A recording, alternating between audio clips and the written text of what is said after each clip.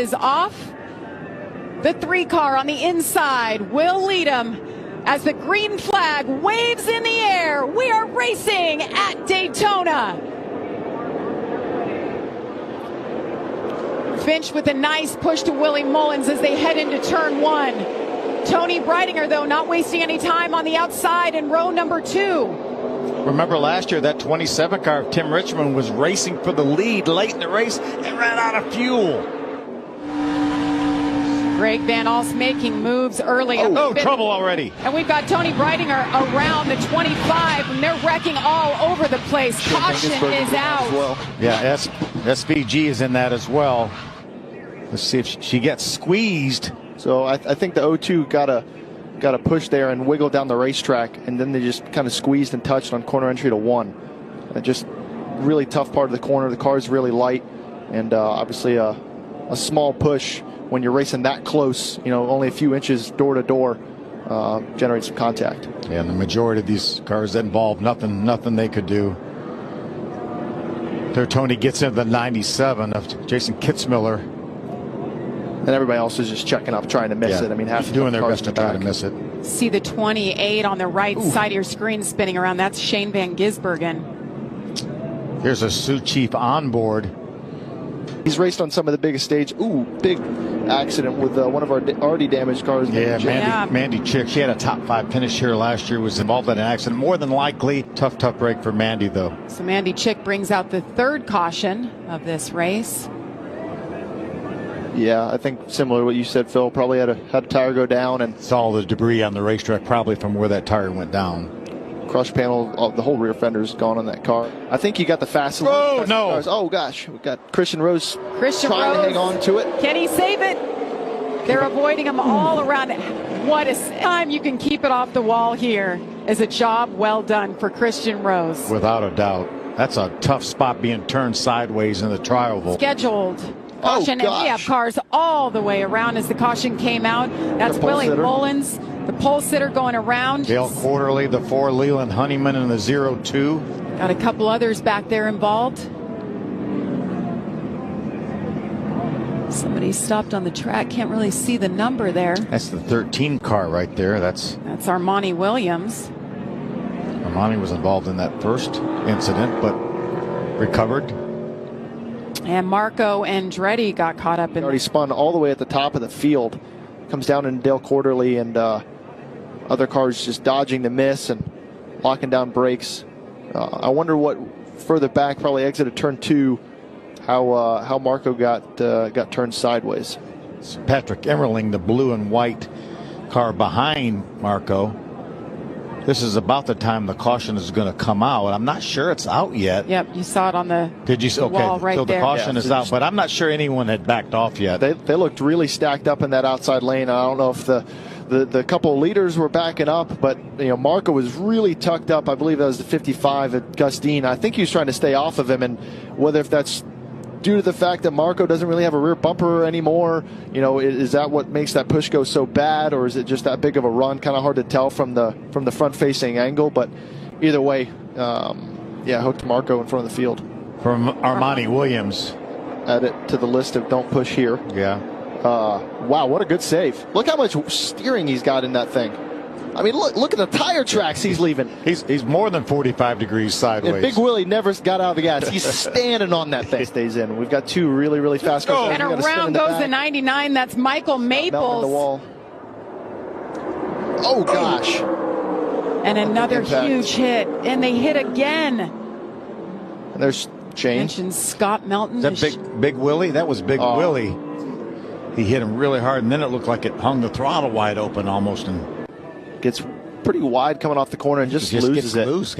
Just got loose. He's got something sparking back there. I think he had some sort of an issue where he lost the back of the car because he was kind of tracking up the racetrack all the way on the exit of the corner by himself, and then obviously collects kind of a bystander there in the 69 car, and Willie Mullins hits a ton in the back of that car. And it's hard to see it from this angle, but there was a lot more smoke than it looked like, probably from the angle that we were looking at it.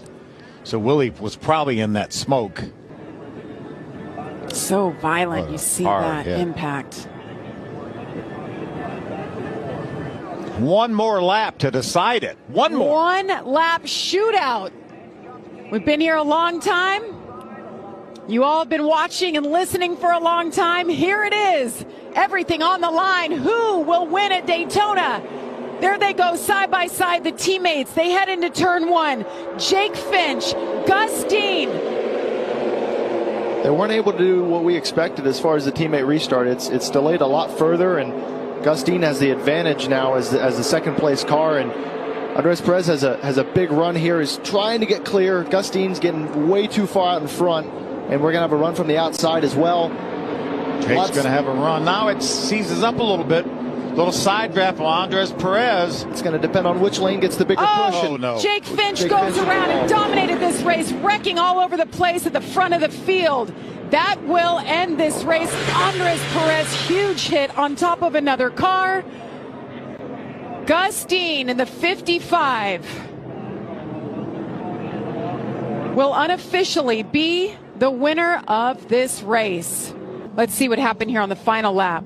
Just a lot of pushes, and there was a lot of momentum coming back to that third row, and that outside lane started it, and yeah, just a lot of pushing and shoving. Yeah, I think Andy J was in the back of Jake, and I think Andy J had Lewis in the back of him as well, and yeah, they all just it was almost simultaneous. The inside and the outside got to the second row at the same time and just kind of fishtailed each other into both lanes. Watch Perez in that 2 car up against the outside wall. He's actually climbing over another car here.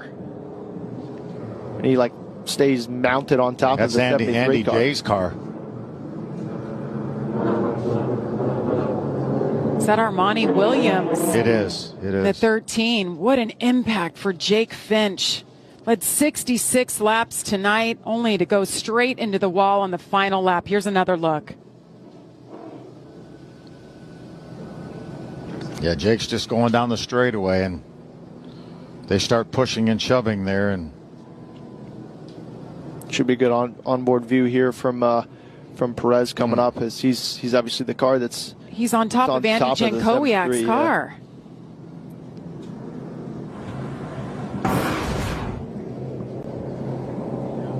There he is. Fought so hard. Gus Dean drove a great race. Brings it home for his grandfather, who he just lost his best friend a couple of weeks ago. Said he's going to race and win for him. We'll lead him in the 18 car. Sean Hangarani on the outside. Green flag is in the air. We are racing at Phoenix. Right away we see that dog leg being used, protecting that bottom 3, almost 4 wide, getting into turn 1 here. Strong move by the 20 of Gio Ruggiero. That's his first ever National Series race as well, driving for Venturini's. Gio Ruggiero is trouble already. Trouble on the track. 2 cars involved. It looks like the 77. See top right of your screen. A lot of tire smoke getting in.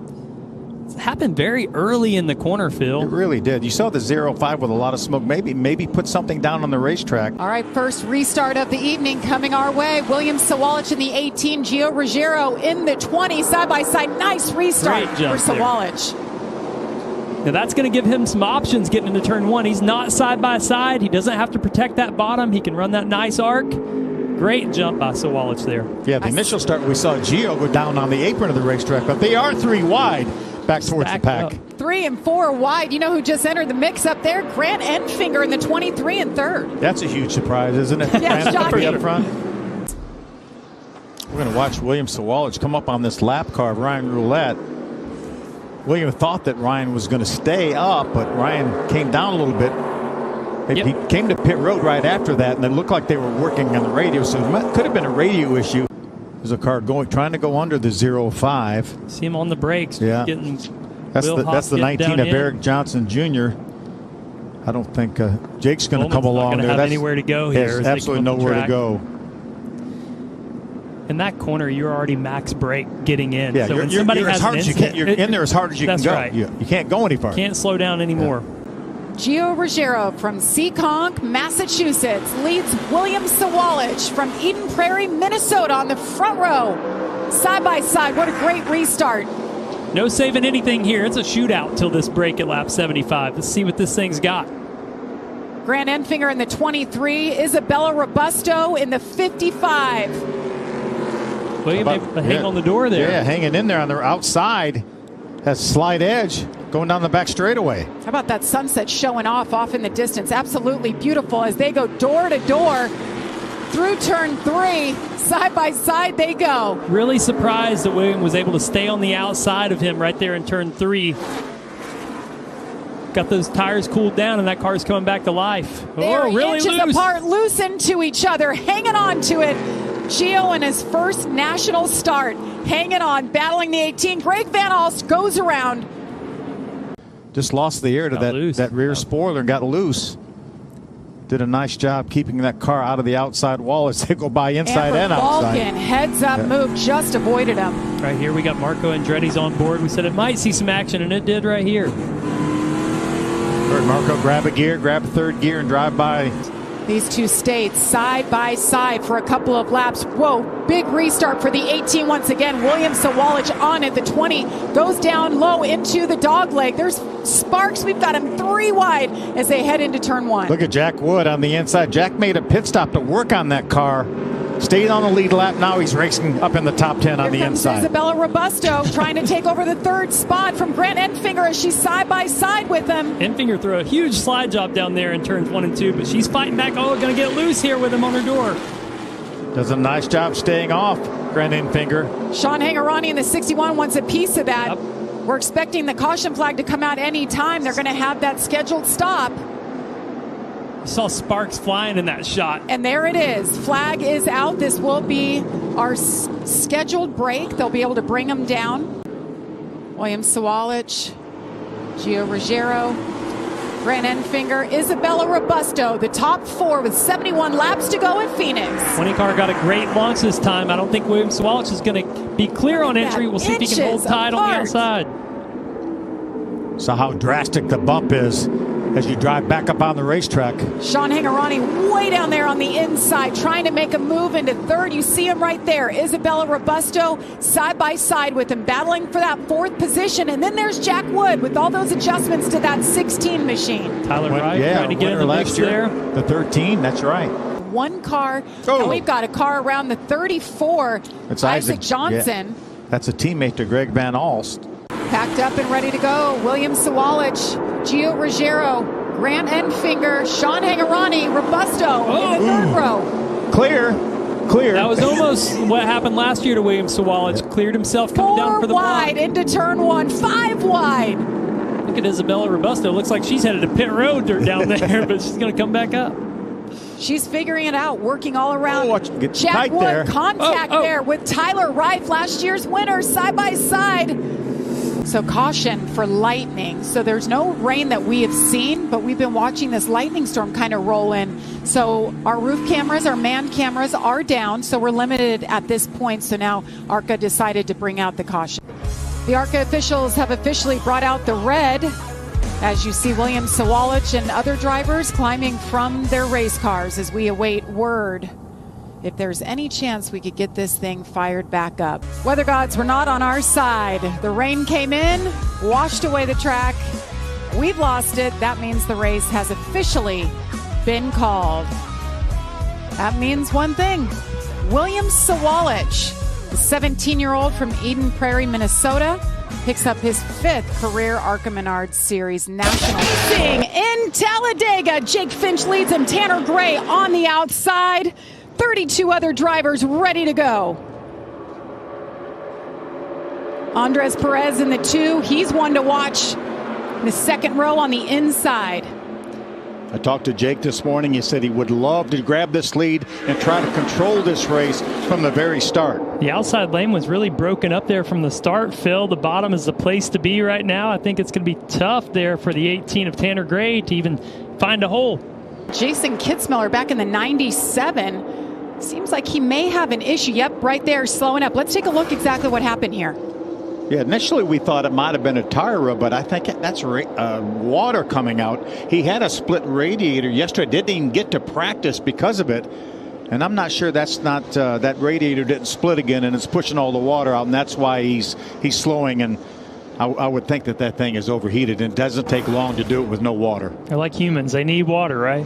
He makes it to pit road. He's driving for CR7 Racing. Contact earlier, we're told, from Gus Dean. Yeah, Gus brought this second pack up. Tanner was with the first pack. He saw Gus coming, moved out in front of him, and then Gus was going to make the way around, and a little bit of a late block by Tanner. Well, your first instinct is to block. You see somebody pull out of line and you're leading that lane. You want to make that move, but Tanner has enough experience with all of his truck races he's run on super speedways to know, hey, this is way too early for me to risk this. He obviously pulled back down and lost some track position, but he kept that race car in one piece. Right now, Andres Perez does not want to be in second at the end of this race. He's finished second twice in his career. He still wants that first win. He's driving the 2 car. I don't know what kind of 2 jinx we got going on there, but man, he's come so close. And he was one of those drivers at Daytona running second in that last lap crash. All right, the caution is out. This is the break. We'll have modified live stops. They can come down, make adjustments, take tires. We'll bring that to you coming up next. Heather, what's happening with the 6? Well, as you can see here, the tow truck giving him a push. The car just shut off on him. They told him to try to recycle the engine and get it started, but it will not fire. So a tough break here for LeVar Scott. Really tough break. Been running top 10 all race long, and then something random after your first pit stop. First restart today. Let's see if he gets a signal to his teammate. Green flag once again. Jake Finch leads him. Chris Wright is right there, his teammate. Both lanes got a pretty good start there with Frankie Muniz being on the bumper of Andres Perez, pushing pretty hard. Yeah, Frankie did a nice job there. Christian Rose in the 32 laid back a little bit, made up that ground just now, got to the bumper where he needs to go. There's some shuffling going on. Looks like Gus Dean maybe moving in. Dropped to the bottom there, left his teammate Tony Breidinger up on the top by herself, following behind Frankie Muniz. Bottom definitely has the strength on these restarts. Well, if he's able to pull this off, this is the most uneventful race he'll ever have and go to victory lane in. Final lap. Can Jake Finch hang on for the win for his first ARCA Menards National Christian Rose Series pulls out win? of line. Tanner Gray fills the hole. He doesn't go with him here. Christian Rose, he's been He patient. went for it. He's going for it. Will he have any help right now? No. Chris Wright trying to block there in the second spot. Doesn't work. He slips back. They're gives up running out that of third time. spot. Yep, Gus Dean stays to the inside, puts Christian Rose back to 5th. So Christian goes for it, loses 2 spots. Watch that mirror, Jake. Just watch that mirror. Keep that 15 car behind you. Oh, the 55 does not go with Tanner Gray.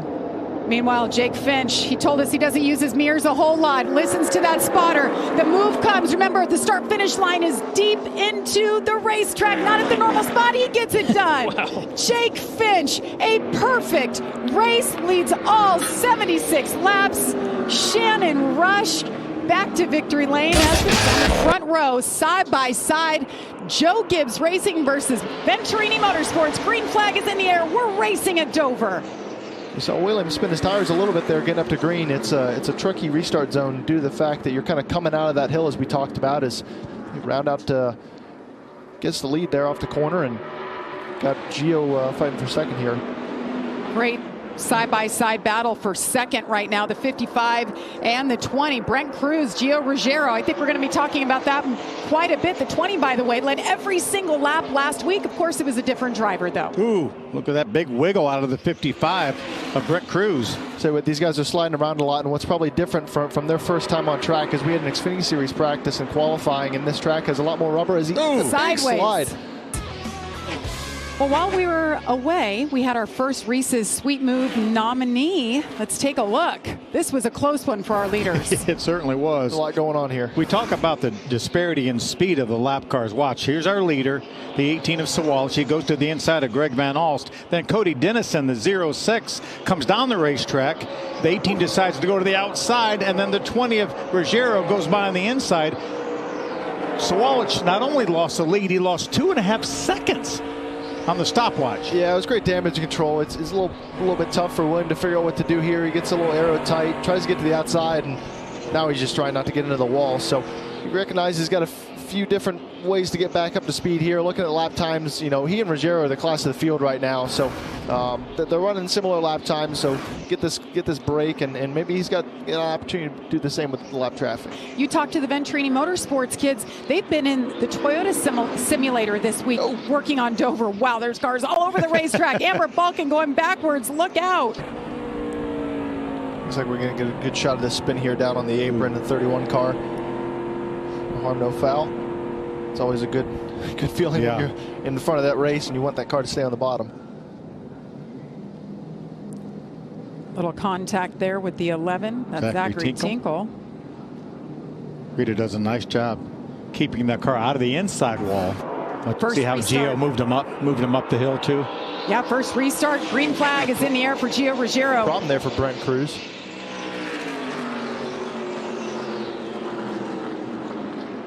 LeVar Scott moves into third. Connor Zilic fourth, and you called it, the 55 with an issue. Just talked about Brent Cruz. Something happened on the restart. Will he make it around in time? Yeah, slow down the middle of the backstretch. I think maybe a transmission on the restart. Yeah, what if he can't get out of a gear or into high gear? Got it hung in 2 gears or something like that. Remember, these are not the transmissions or transaxles like you guys run on Sundays. These are the old style four-speed transmissions. And he makes it down pit road safely. We stay green. Here's what happened. Everything's good so far. It looks like it just never went. Well, he was having trouble keeping up, so I think he knew he had a problem of some kind. Maybe he got stuck in third, and that's why it's hard to say. I think he had another sweet move of the race. There's going to be a lot of sweet moves here with a disparity in every speed. 10 laps at this rate. Here he is in the number 20. He's going to go right between these 2 lap cars. That's the leader. That's the leader for sure. Nice job. The lifers, and you, whoa, gosh, another close one there. Great battle for second. Quapple trying to get around William Sawalich and take that second spot. They got their eye on Greg Van Alst in the 35. Three wide, a little bit of contact. They all keep it straight. Green flag. Nice even start for the front 2. You go back to Phoenix. These are the 2 drivers that led every lap of that race, but it was William Sawalich who came out on top. He's trying to regain the lead right now from Gio Ruggiero. Both these drivers know that whoever can grab this lead on the start will control the race. And they're sliding. Sideways by Gio, and they touch. They do. Great save. Great battle up front for the lead. The 18 takes it. The only Joe Gibbs racing machine in the field. Oh, and he gets sideways. Gio Ruggiero back to second for Venturini Motorsports. Carson Quapple back there in third, watching all this action. And here's teammates. Andres Perez in the 2, LeVar Scott in the 6. Watch top of your screen as we see Amber Balkin getting into the wall. There. Chris Wright, that's her teammate, the 15 right in front of her. He got sideways up off the corner.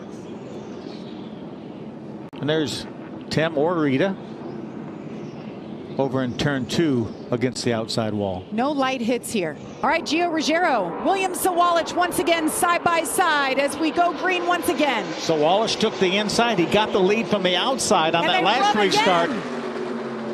LeVar Scott all over him. I think these guys have to take a real hard look at that outside lane being favored here for at least the leader. You know, the bottom lane is going to be the preferred lane coming up, you know, throughout the laps as we see teammates racing there in the background. But that outside lane really lets you assert dominance, not just with the drive through the restart zone, but also, you know, being able to clamp that guy in the bottom lane as we hear the restarts under review.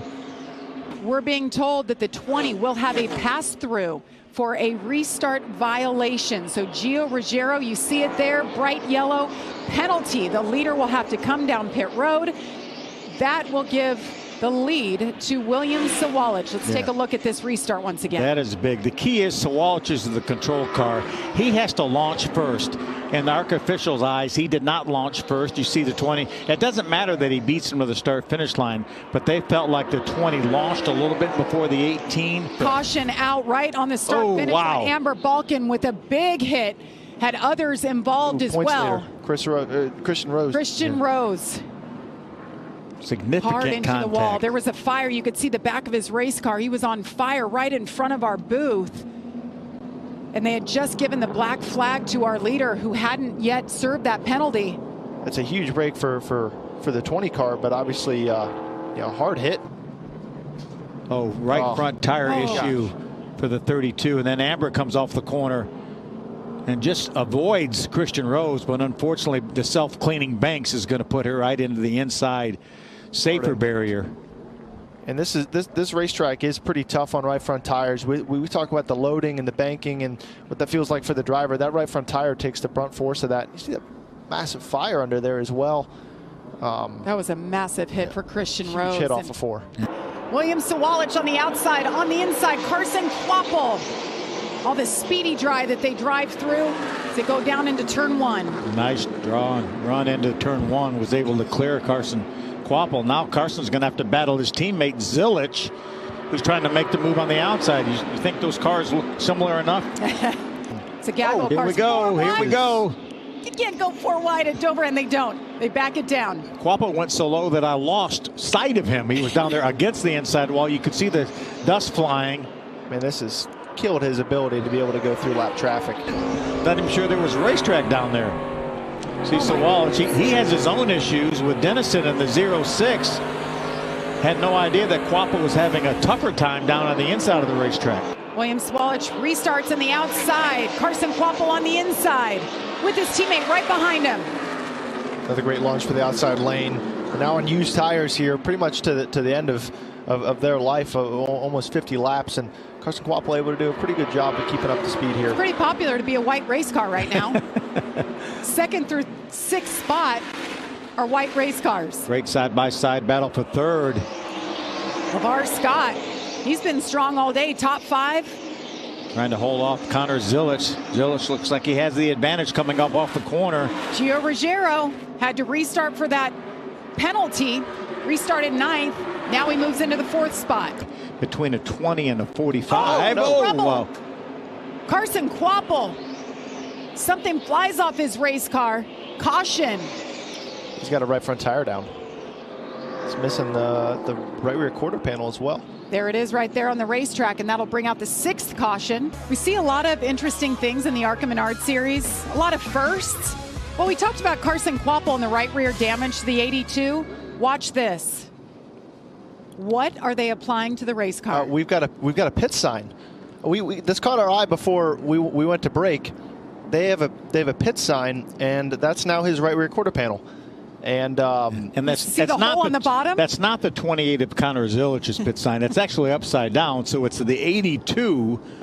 42 laps to go here at the start-finish line.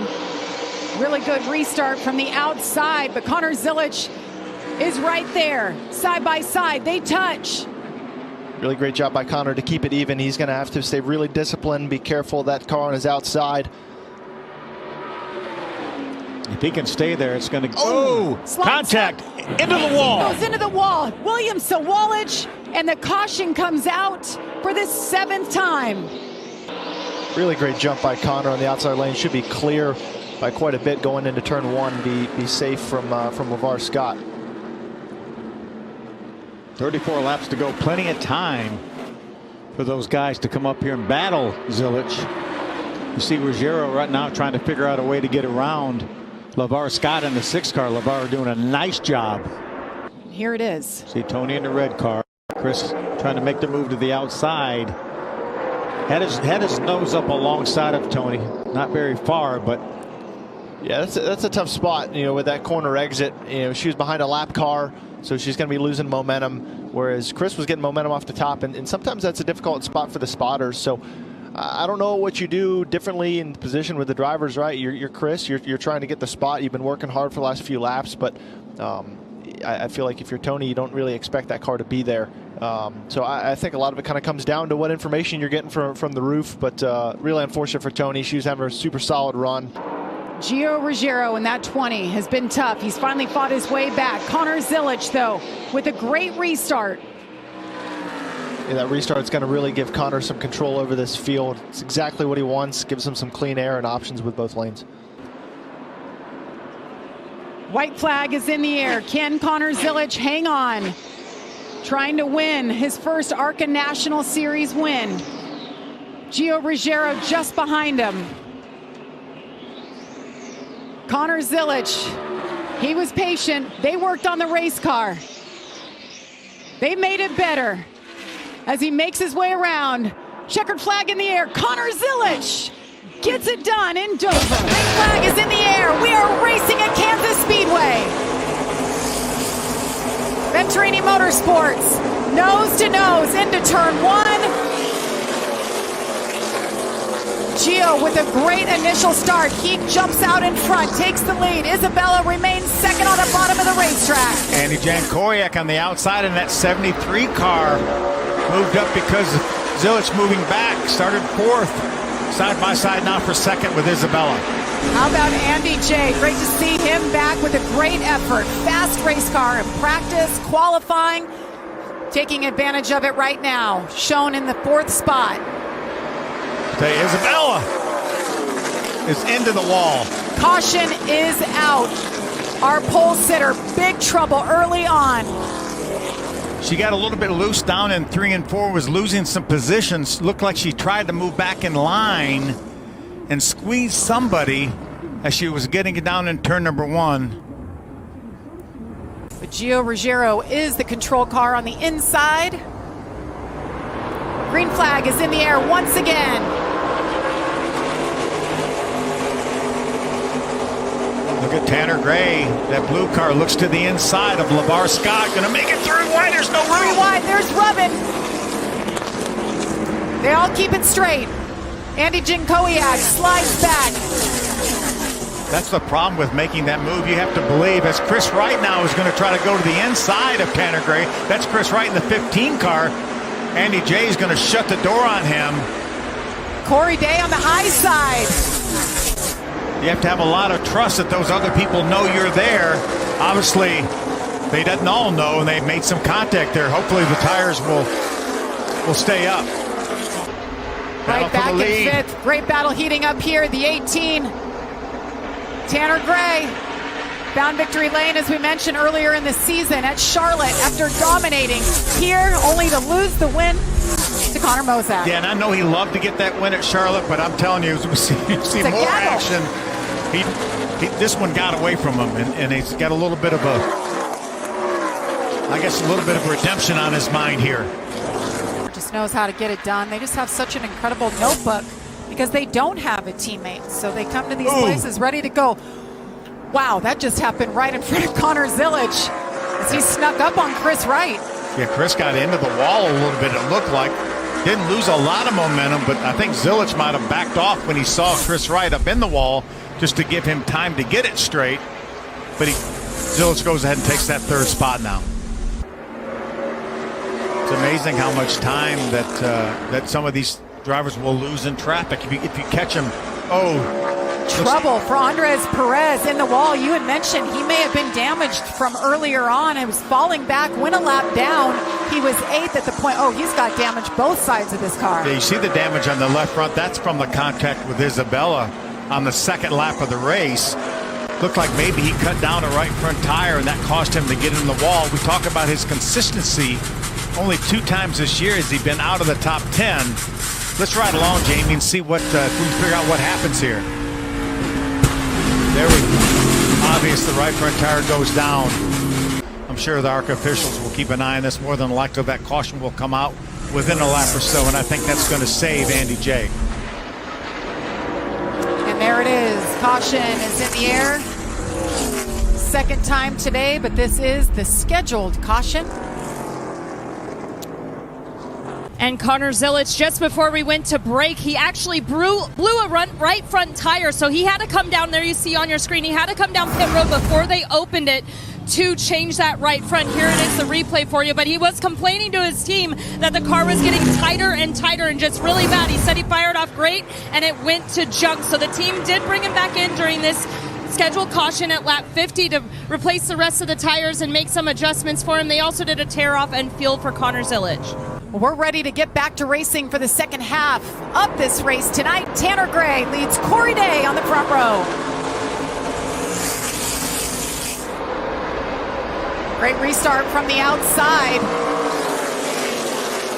Remember, Zilich, by pitting too early, had to go to the back once again for this initial start, but he's making his way up through the middle, it looks like, in traffic.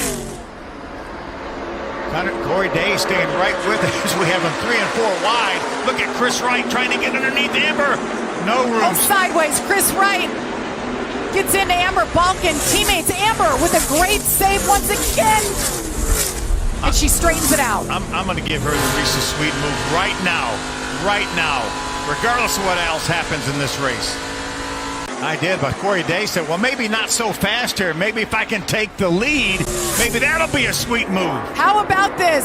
The best battle we have had up front for the lead. Nobody's had anything for Tanner Gray. Greg Ives, longtime Cup crew chief, on the box as they're side by side. Caution is out for the third time. Rita Goulet, I believe, is the stopped car. There she is. He'll get out of this race car and he'll jump into the truck. Maybe he'll have to stop in victory lane before then, but he'll have to go through that 18 car. As we're green once again, Tanner Gray, Corey Day, Chris Wright, Gio Ruggiero. See, Tanner was able to clear Corey Day before they got to turn one. Watch Zilich up on the high side. Trying to make it 3 wide. Chris Wright just in front of him. Just over 30 laps to go here. It's time to go for Zilich to see if he can go up there and run with those front 2 cars. It appears as though Gio Ruggiero, they got their car a little bit better on that pit stop. You see a little bit of momentum from Corey Day. He's going to try to make the move on the inside. He's going to get loose down there. And he's sideways. He takes Tanner with him. Tanner keeps it off the wall. Corey Day goes to the bottom of the racetrack, and the caution is out. That was very reminiscent of Amber's slide. Great job by Corey Day. I'm telling you, that was so much sideways that the ARC officials thought he was going to spin and threw a caution. And I don't blame him, because if he spins and goes back up the racetrack, that could have been catastrophic. But another great save by Corey Day. Here we go. Tanner Gray, Chris Wright. Green flag once again. What a restart by Tanner Gray. Connor Zilich going to try to get to the inside of Chris Wright. Andy Jankowiak, the outside of Connor Zilich. Zilich is going to try to pull up beside of Chris Wright. He's going to side draft him a little bit. See if he can beat him down to the corner. Chris Wright's hanging in there. Connor trying to hold it down there on the bottom. Doesn't quite make it work. We saw, though, Chris Wright gave him some room. The closer he would have gotten to him, the looser that car would have got, but Chris Wright gave him some room. Here goes Zilich. See if he can make the move now on Chris Wright. Whew. Lap car right there. They get around him. Chris is going to hang in there on the outside.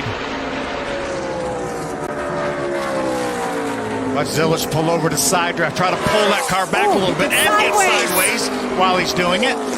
Pinnacle Racing Group in the 28 went up against Venturini Motorsports. He has him cleared. He has him cleared right now. Do a little bit of a slide job. He's got it.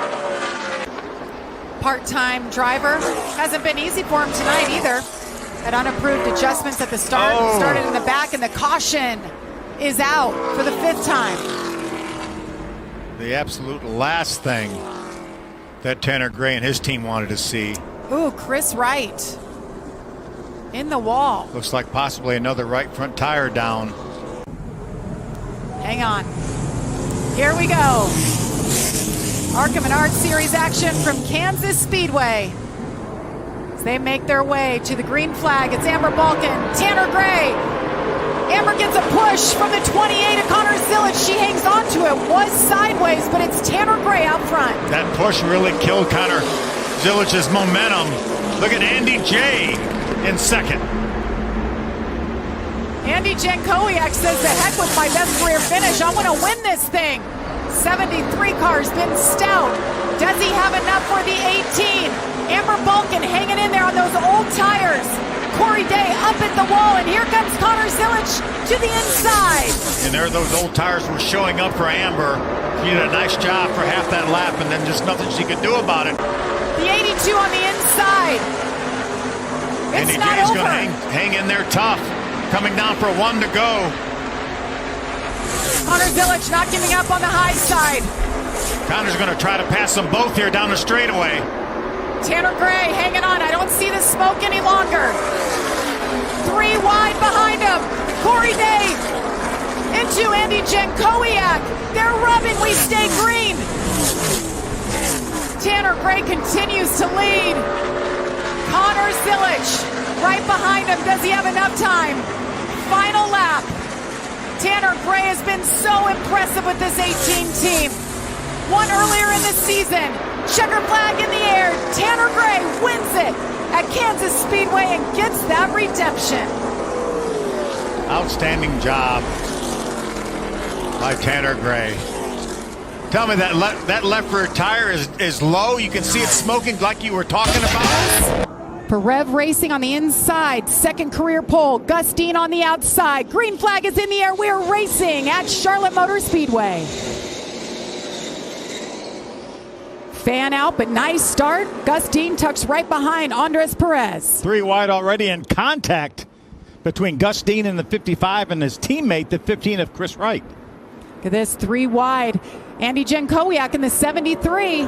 Single car operation, same car he finished 6th with just a few weeks ago. High hopes for here. I'm going to love this. This view right here, the slipping and sliding begins already. There is plenty of slip and slide. And I saw Will Kimmel crossed up on the high side. A lot of these drivers just ran the bottom in practice. That's the first time they've had to run the very top there. As always, what lanes end up working later in the race, but right now painting that white line as we see a battle going on with Tony Breidinger and Greg Van also. Oh, spin. Trouble. Got one around already. Looks like it's the 11. That's Jason Alexander, Division I lacrosse player.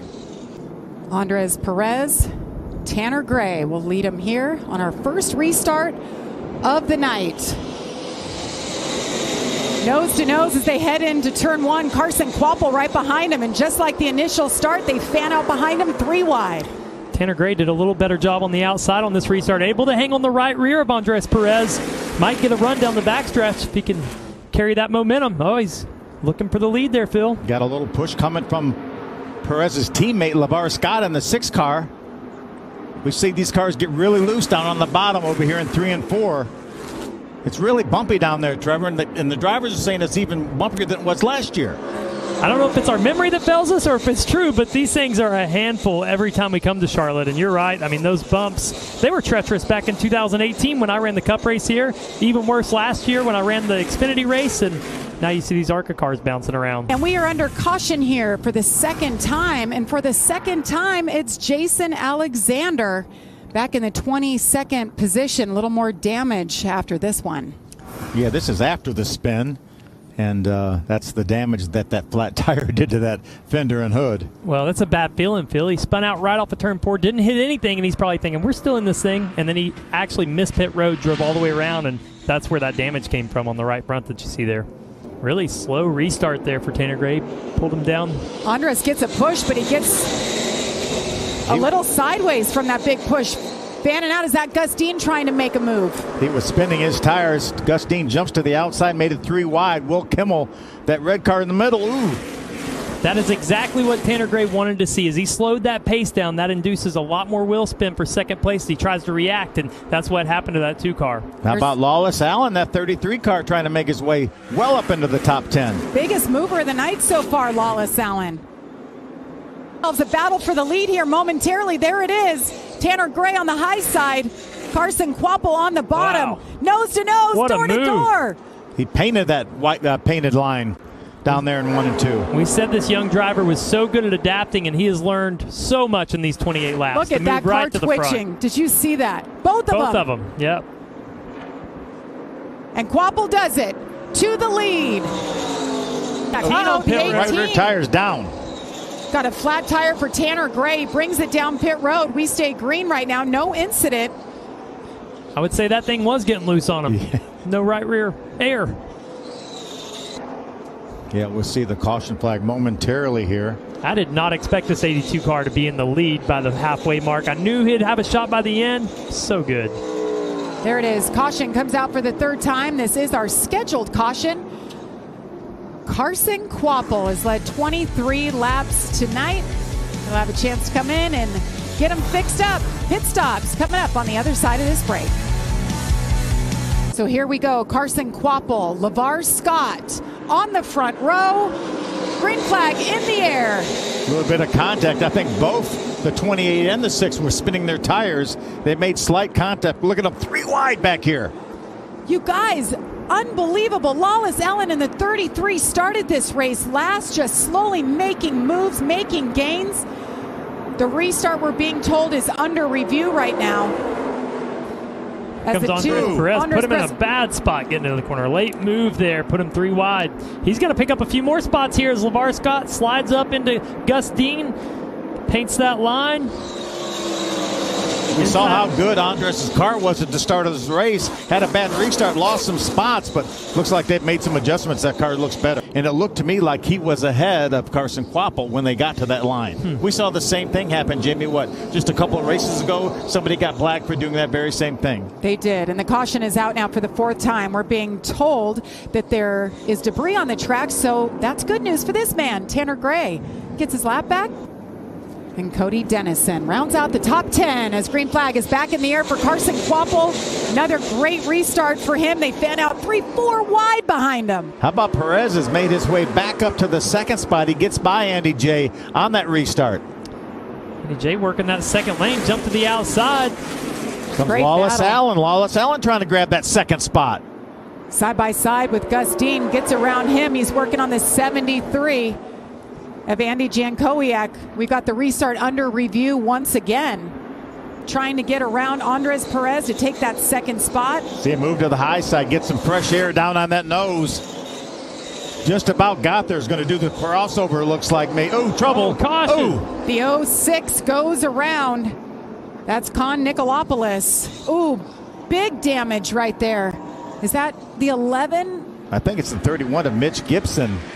See crew chief on that 82 up there. Not happy with that caution. That is the 31 of Mitch Gibson. Green flag goes up in the air.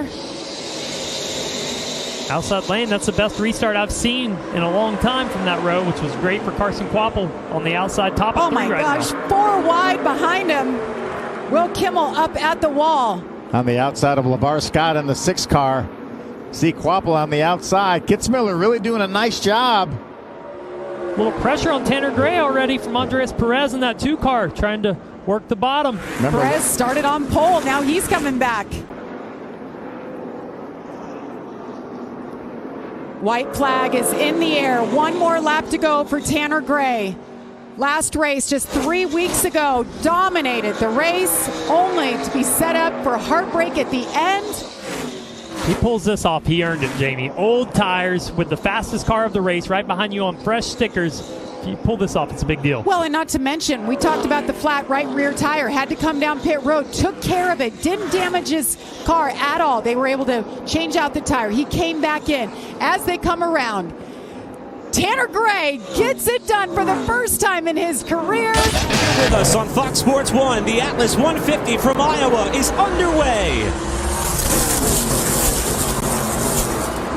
And off the start, Ruggiero trying to slide his way down to clear Zilisch for the race lead, but Zilisch has a great run off turn 2.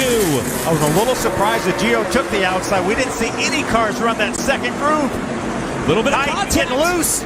Up the racetrack, here comes Sawalich on lap 1 to go from 3rd to 1st to lead the opening lap. Boy, both those young men wanted to fight for that lead and lost it. Yeah, our 3rd place car, Gio Ruggiero, just drove by him. He was up a little bit high on the racetrack, maybe a little bit higher than anybody he had gone before, and he just lost control, made some slight contact with a safety barrier. There's Gio going by, and you see him up in the 3rd lane. We haven't seen many cars do that at all, but he has pulled that car behind the wall. It's Sawalich and Zilisch bringing us back down for the start. Yes, Sawalich brought him down really, really slow, and Zilisch is right there. Ooh, bumps, little contact. A little bit of a shoulder there by Zilisch as now Ruggiero tries to get up to the back bumper of Zilisch off the corner, and Sawalich protects the lead. Saw some contact, a little bit of smoke, about 5th or 6th in line. On board with Gio Ruggiero, got a little bit tail happy getting back to the gas in 3 and 4, and they are 3 wide in the middle of the pack. Greg Van Alst on the bottom, Mason Mitchell up top in the 23, and that's Tony Breidinger right in the middle trying to find a safe place to race. There's Christian Rose, you see that blue car right up ahead of another battle for the lead. Here comes Zilisch. Inside car has been vulnerable of sliding up the racetrack. Zilisch doing everything he can to keep his car off trouble. Van Alst, Amber Balkin, and Marco Andretti in a crash in turn 4. That's second and third in points involved in this accident with Van Alst and Amber Balkin. And the front end of Greg Van Alst's car, as well as the whole left side, is badly damaged. And for Amber Balkin, who just came back from that hard crash at Dover a handful of races ago. Corner Van Alst is on the bottom.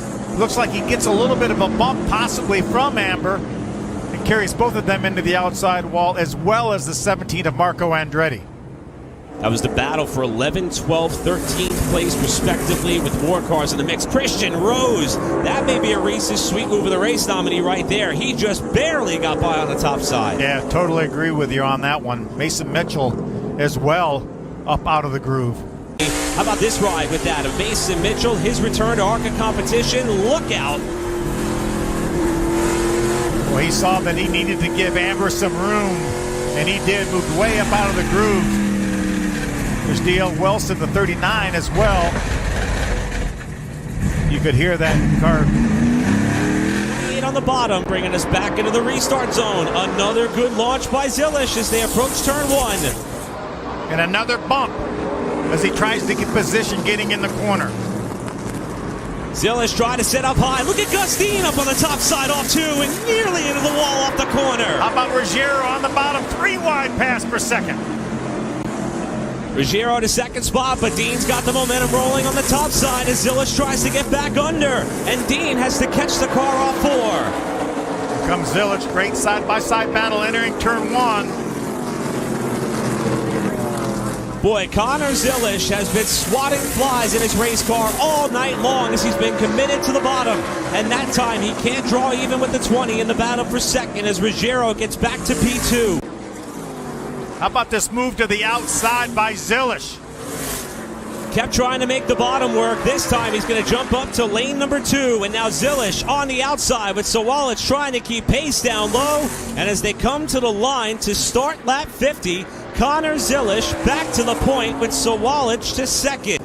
Trouble in turn number 4, and it is a car that was running in the 3rd spot at the time. Our pole sitter, Gio Ruggiero, has backed it into the wall. Doesn't appear to be too much damage to the left rear. I'm not sure there's any damage. He may have got that thing stopped before it got into the outside wall. He's going to give up all his track position.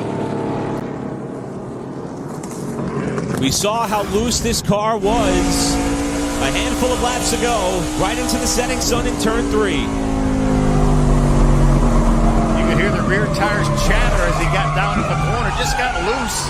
This racetrack is cooling off a lot of the crew. 45 laps to go in the Atlas 150 here at Iowa. Zilisch and Sawalich again bringing us to the restart zone.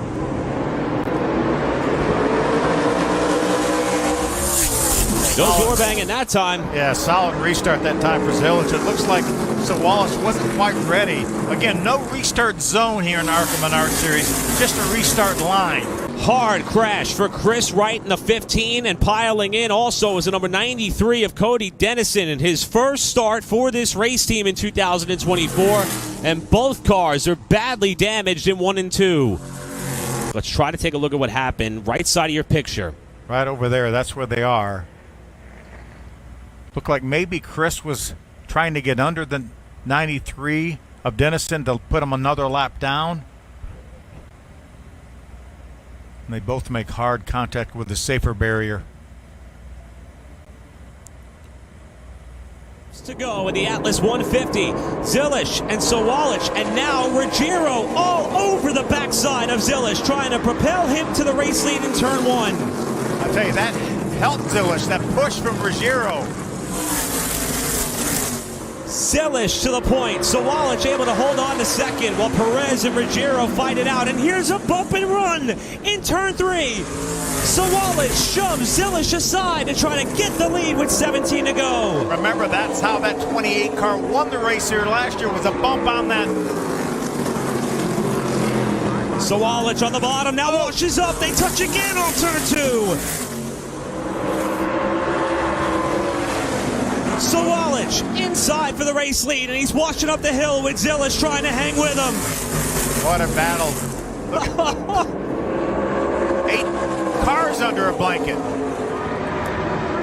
Starting to see the left rear fender flap on Zillish's car with all the beating and banging he's gotten as Sawalich tries to cement the lead off too, and we're still side by side. It was Luke Fenhaus in that 28 car that moved Sawalich in overtime last year. And after all the body slamming, we've been side by side for the last couple of laps, and Zilish will defiantly hold on to the lead with 15 to go, with Sawalich now back to the bottom. What a great battle between two teenagers here. We'll see if we can hold that car down on the bottom, not get loose underneath the 28 car. Yeah, that's trouble. LeVar Scott spins off turn 2. You know what that means, don't you, Eric? Another restart. Another restart. Scott was running in the top 10 at the time of the spin.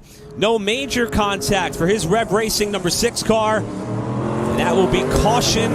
No 3, and things just tighten up way too much in turn 1. And Scott got up into some of that speedy drive from the crash that took out Chris Wright. Boy, he tried to hang on for that car almost the full duration of the corner. Connor Zilish and William Sawalich are going to make up the front row. Gio Ruggiero, Mason Mitchell, row 2. Andres Perez, the points leader in 5th. 3-lap dash from Iowa. Here they come to the restart line.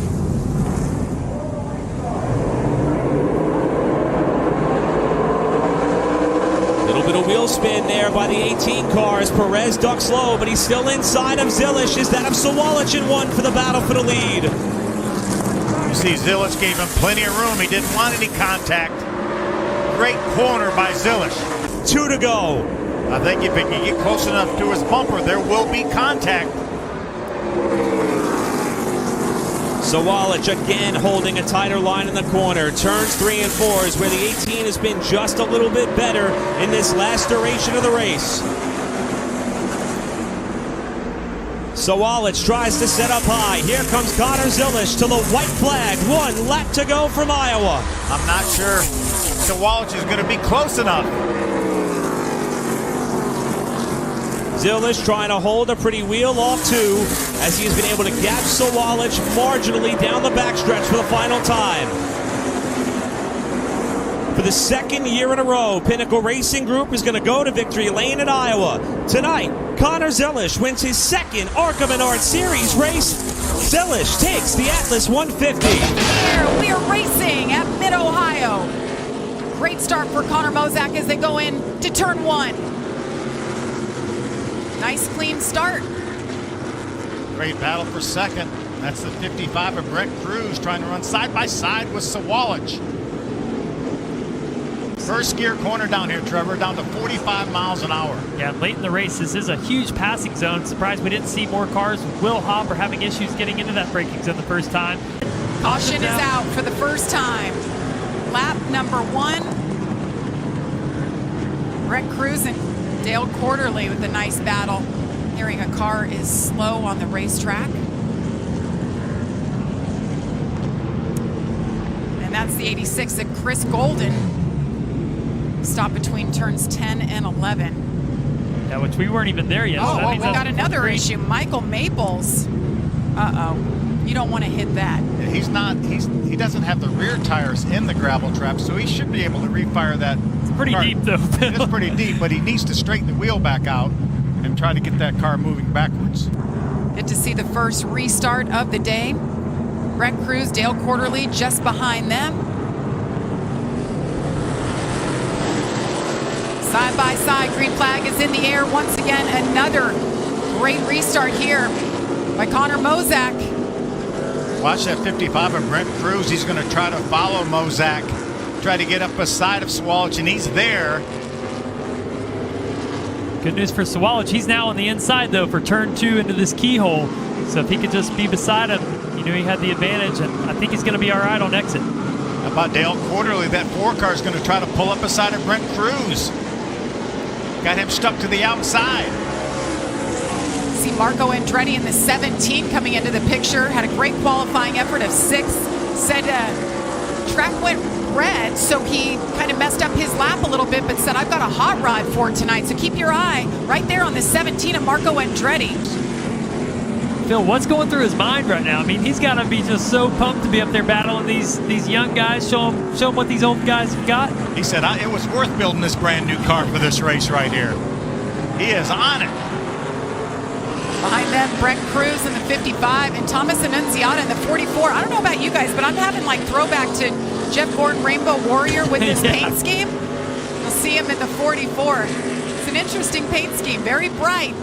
That's certainly a guy to watch tonight. You see him back there just coming over the hill. Yeah, the 15 car of Chris Wright is behind Annunziata. There he is right there. You're right. That's a DuPont paint scheme if I've ever seen one. Accident. I like it. Doing a little bit better job hitting his apexes, Phil. He's getting to the bottom in every single corner. He's got low, straight exits. Is there a problem? Dale Quarterly has an issue. He's slow on the track from the 3rd spot. Yeah, we saw the 55 of Brent Cruz get by him. I thought it was just a pass, but obviously an issue unfortunately for Dale Quarterly. What heartbreak. We've been talking about how impressive he's been all day long. You were just talking about building that brand new race car, Trevor. Fluid coming up the right side there. That's a tough, pretty high-speed corner there in turn 11 coming into that carousel. So these guys are going to have to watch out. Hopefully their spotters are telling them. And pit road's just around that corner, so we'll see if he can make it there. Staying green now. So Dale Quarterly off the pace. Brent Cruz into 3rd. Thomas Annunziata into 4th. Remember last year, Jesse Love didn't get to. There he is. That will bring out the caution flag, unfortunately. Connor Mozak, William Sawalich. Connor Mozak has been solid so far in the initial start, the first restart, and he does it again. We're green, a little bit closer that time though. William Sawalich in the 18 taking a peek. See if William can hang in there on the outside through turn 1.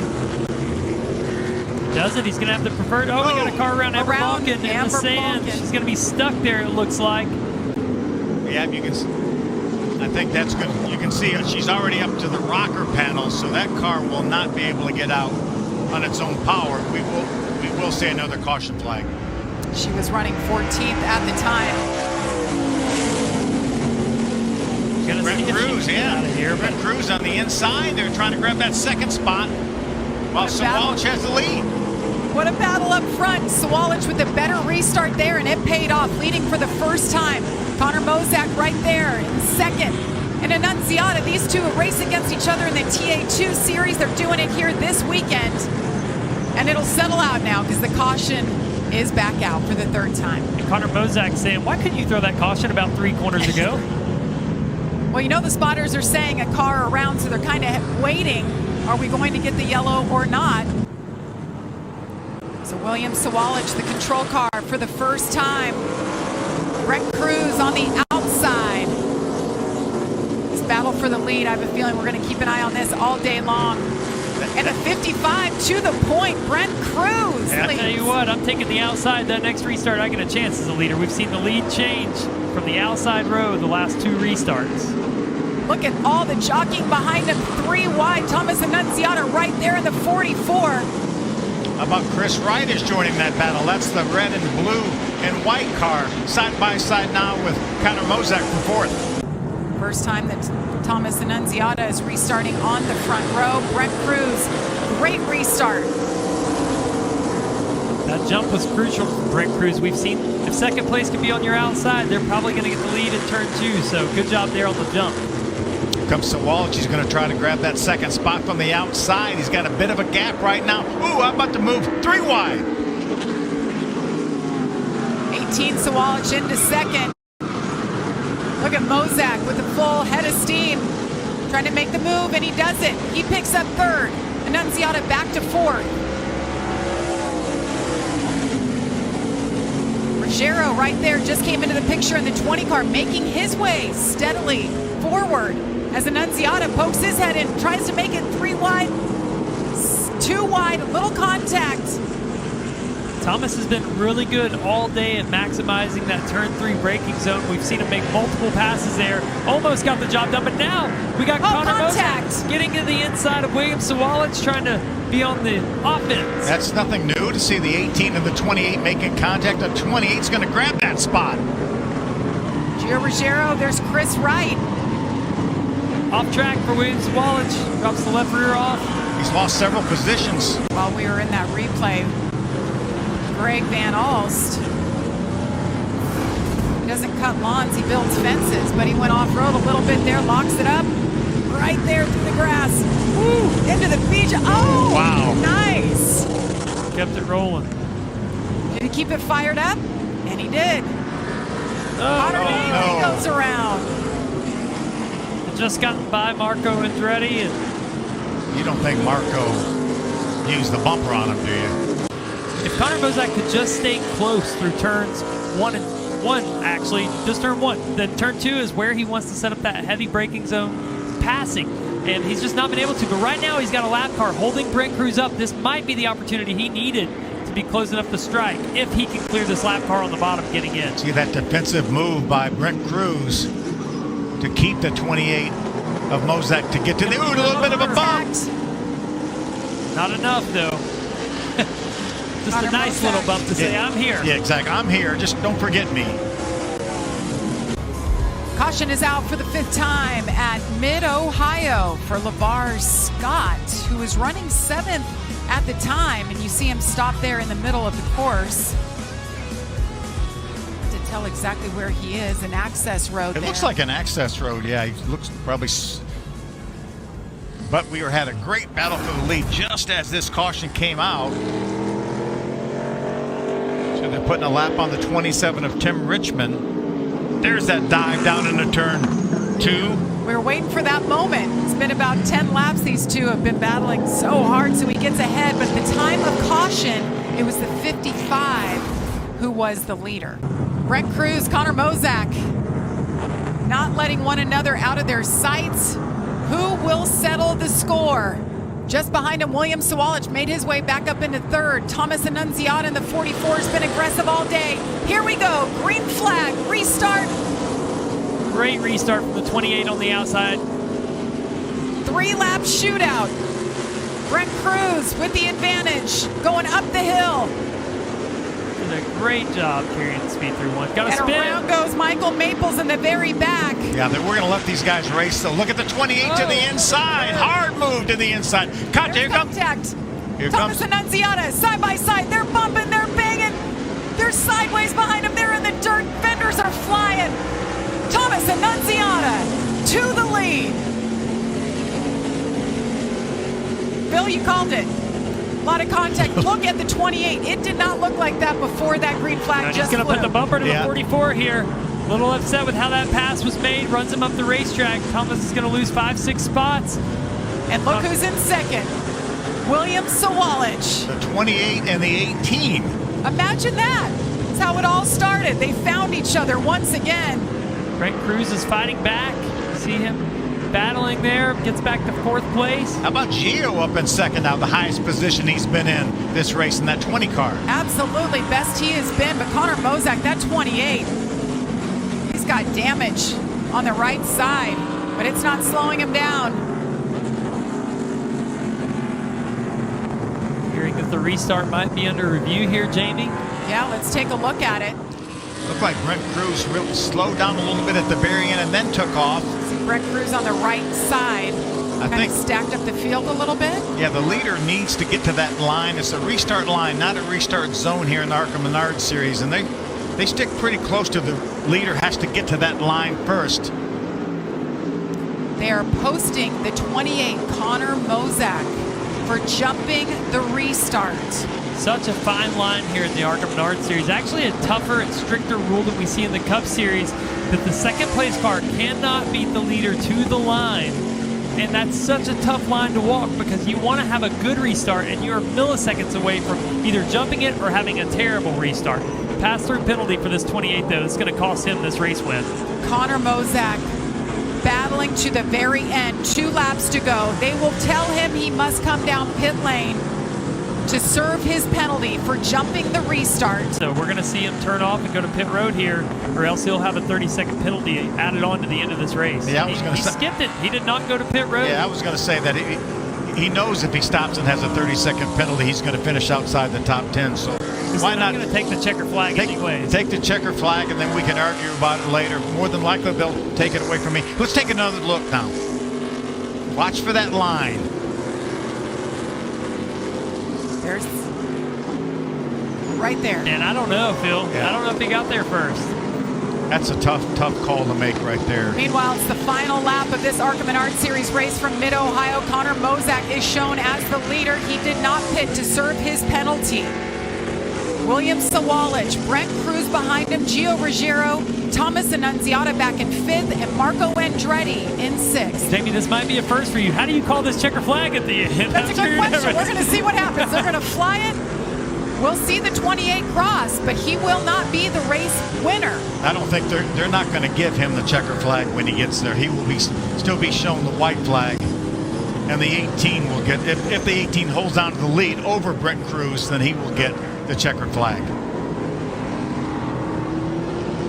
Oh, heartbreak. I just can't imagine. Brent Cruz is pushing for all he has. He knows that's the race win. Just a couple feet in front of him there with the 18 car of William Sawalich. What a hard fight for him. Under the checkered flag. Wild turn of events. You're looking at the race leader, technically, the 18 of William Sawalich. There is the checkered flag. You saw the black flag for Connor Mozak. He will be penalized. The 18 is your winner. Brent Cruz brings it home second. Gio Ruggiero in third. What a turn of events at the end of that race. Welcome back to the ARCA Menards Series for the Zinser Smart Coat 150. Interesting finish, to say the least, as William Sawalich is credited with the win. But this is the restart where we saw a little controversy. Yeah, the ARCA officials deemed the 28 jumping and beating Brent Cruz to the line, so they black flagged him and took him out of contention. Here we come for the checker flag off the last corner. That's the 28 car being black flagged, and William Sawalich taking the checker, and the burnout didn't go great, Trevor. Hey, he might have thought he was SVG after a road course win, but he's going to need some pointers from him on some burnout. Defending winner at Berlin, alongside a driver making his ARCA Menards Series debut, and Gavin Bichelle. Green flag is in the air. The Hearst Snacks 200 is underway from Martin, Michigan. Sawalich elected the bottom side on the front row, and he's going to go to the lead, while the points leader, Andres Perez, in the 2, inside of outside front row starter Gavin Bichelle in the 55, in the battle for second, as Sawalich leads lap 1. This battle up in the top 5 is having to weave its way around a handful of cars that have fallen off the lead lap. The lead for William Sawalich up to about 2 seconds, and you see LeVar Scott and Bichelle having to split Brian Roulette in the 12, with the battle continuing on the backstretch. Take a look at what happened here. Coming off turn 4, there's Rose inside of Dennison, and around goes the 11 off the 4th corner. Oh, that was close. That was close. Christian Rose was able to stay on the lead lap. As you see, there's our leader, William Sawalich, going by. Which right now is going to be Sawalich on the bottom, Hagnerani up top, as we're back underway at Berlin. And now it is Andres Perez trying to fill the void to the inside of the 20 car. What is a battle for second off 2. That's how the 20 car was able to get that second spot from Andres Perez on the previous restart. Andres Perez is going to try to take advantage of starting second on the inside row to take that second spot back. Scott trying to give him enough running room should that 55 slide up wide.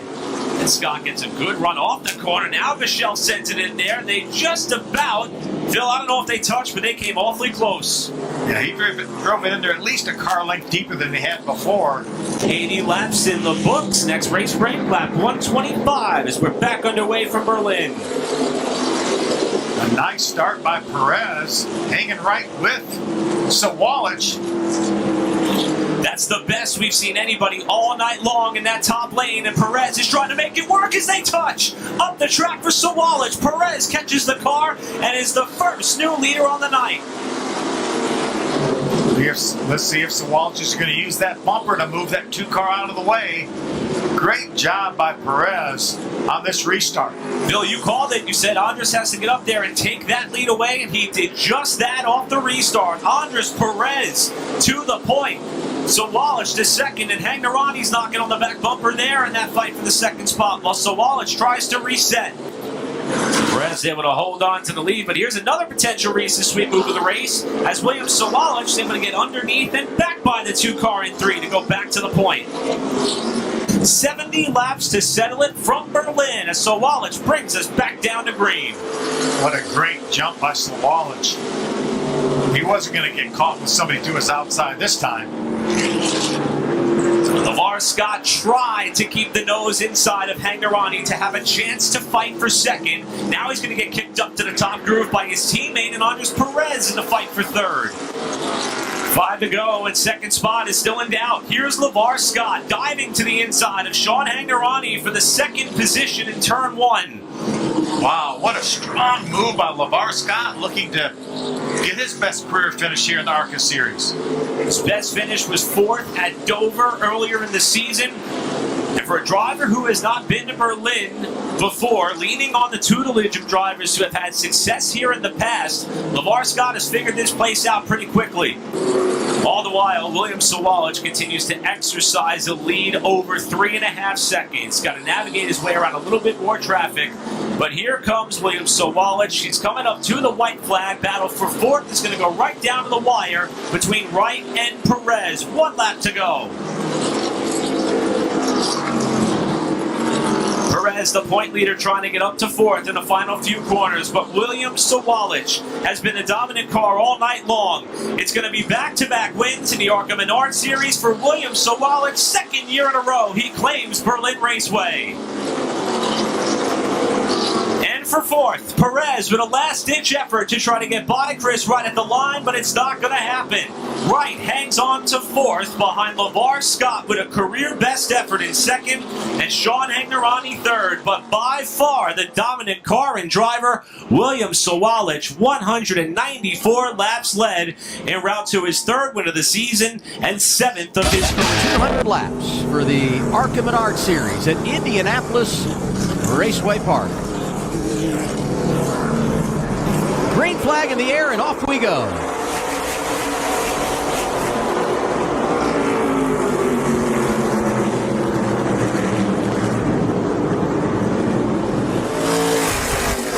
Nice jump by Sawalich, but LeVar Scott is right there.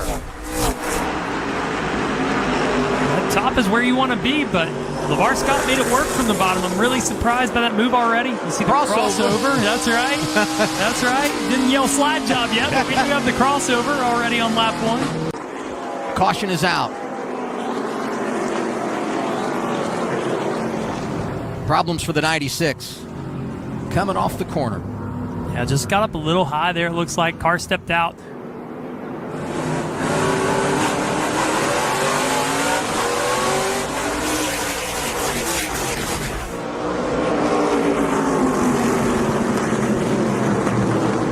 Sawalich is going to try to return the favor that LeVar Scott did on the initial start. Made me nervous when he took that outside lane after he got the lead early from the inside. Tuck in behind LeVar Scott. Great battle here for about 5th with Lawless Allen, the 33, Gio Ruggiero. Have lanes 1, 2, 3, 4 as you cross those seams where they pave. That's exactly where the transition is. It's not necessarily where the white dash lines are, but where those black seams are. As soon as you drop 2 tires, even just your left sides below it like he's doing right now, instantly it frees up the race car. So you want to get all 4 into the same groove and try to get that 4 drive up off. Side by side for the top spot. Scott actually led that lap, but Zilish is there as they head off of turn 2. 3 wide again. He said, Vic, just having one-on-one here. These lap cars are really doing a pretty good job giving these leaders some room to race side by side. Scott's doing a great job of managing the top spot. Just all the things you have to balance when you're looking at lap traffic and those around you for position. And we're talking halfway through almost of a tire run and fuel. Caution out for the 2nd time. Issue in turn 3.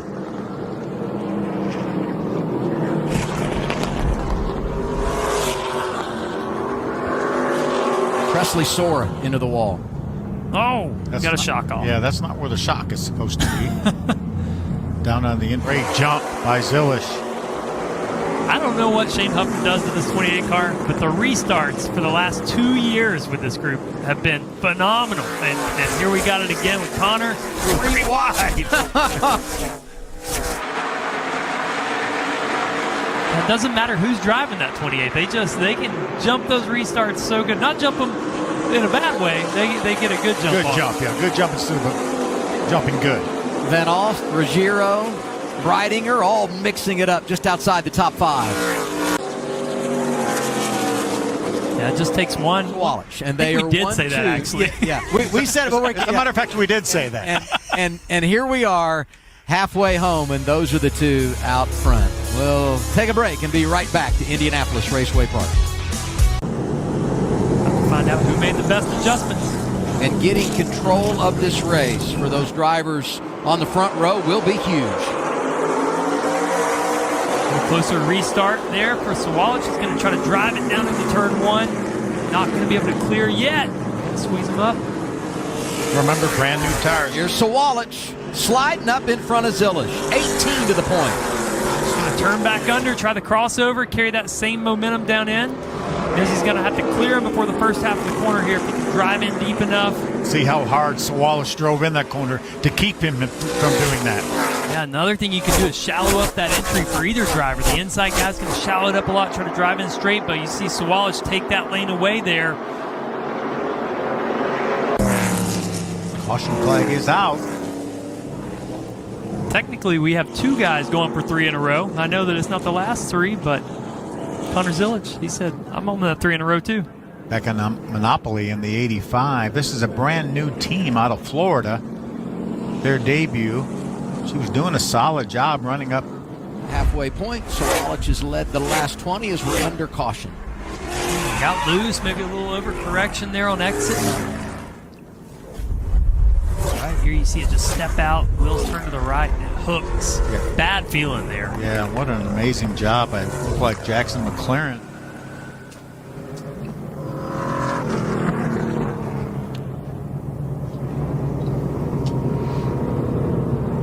Tough break, pretty significant contact.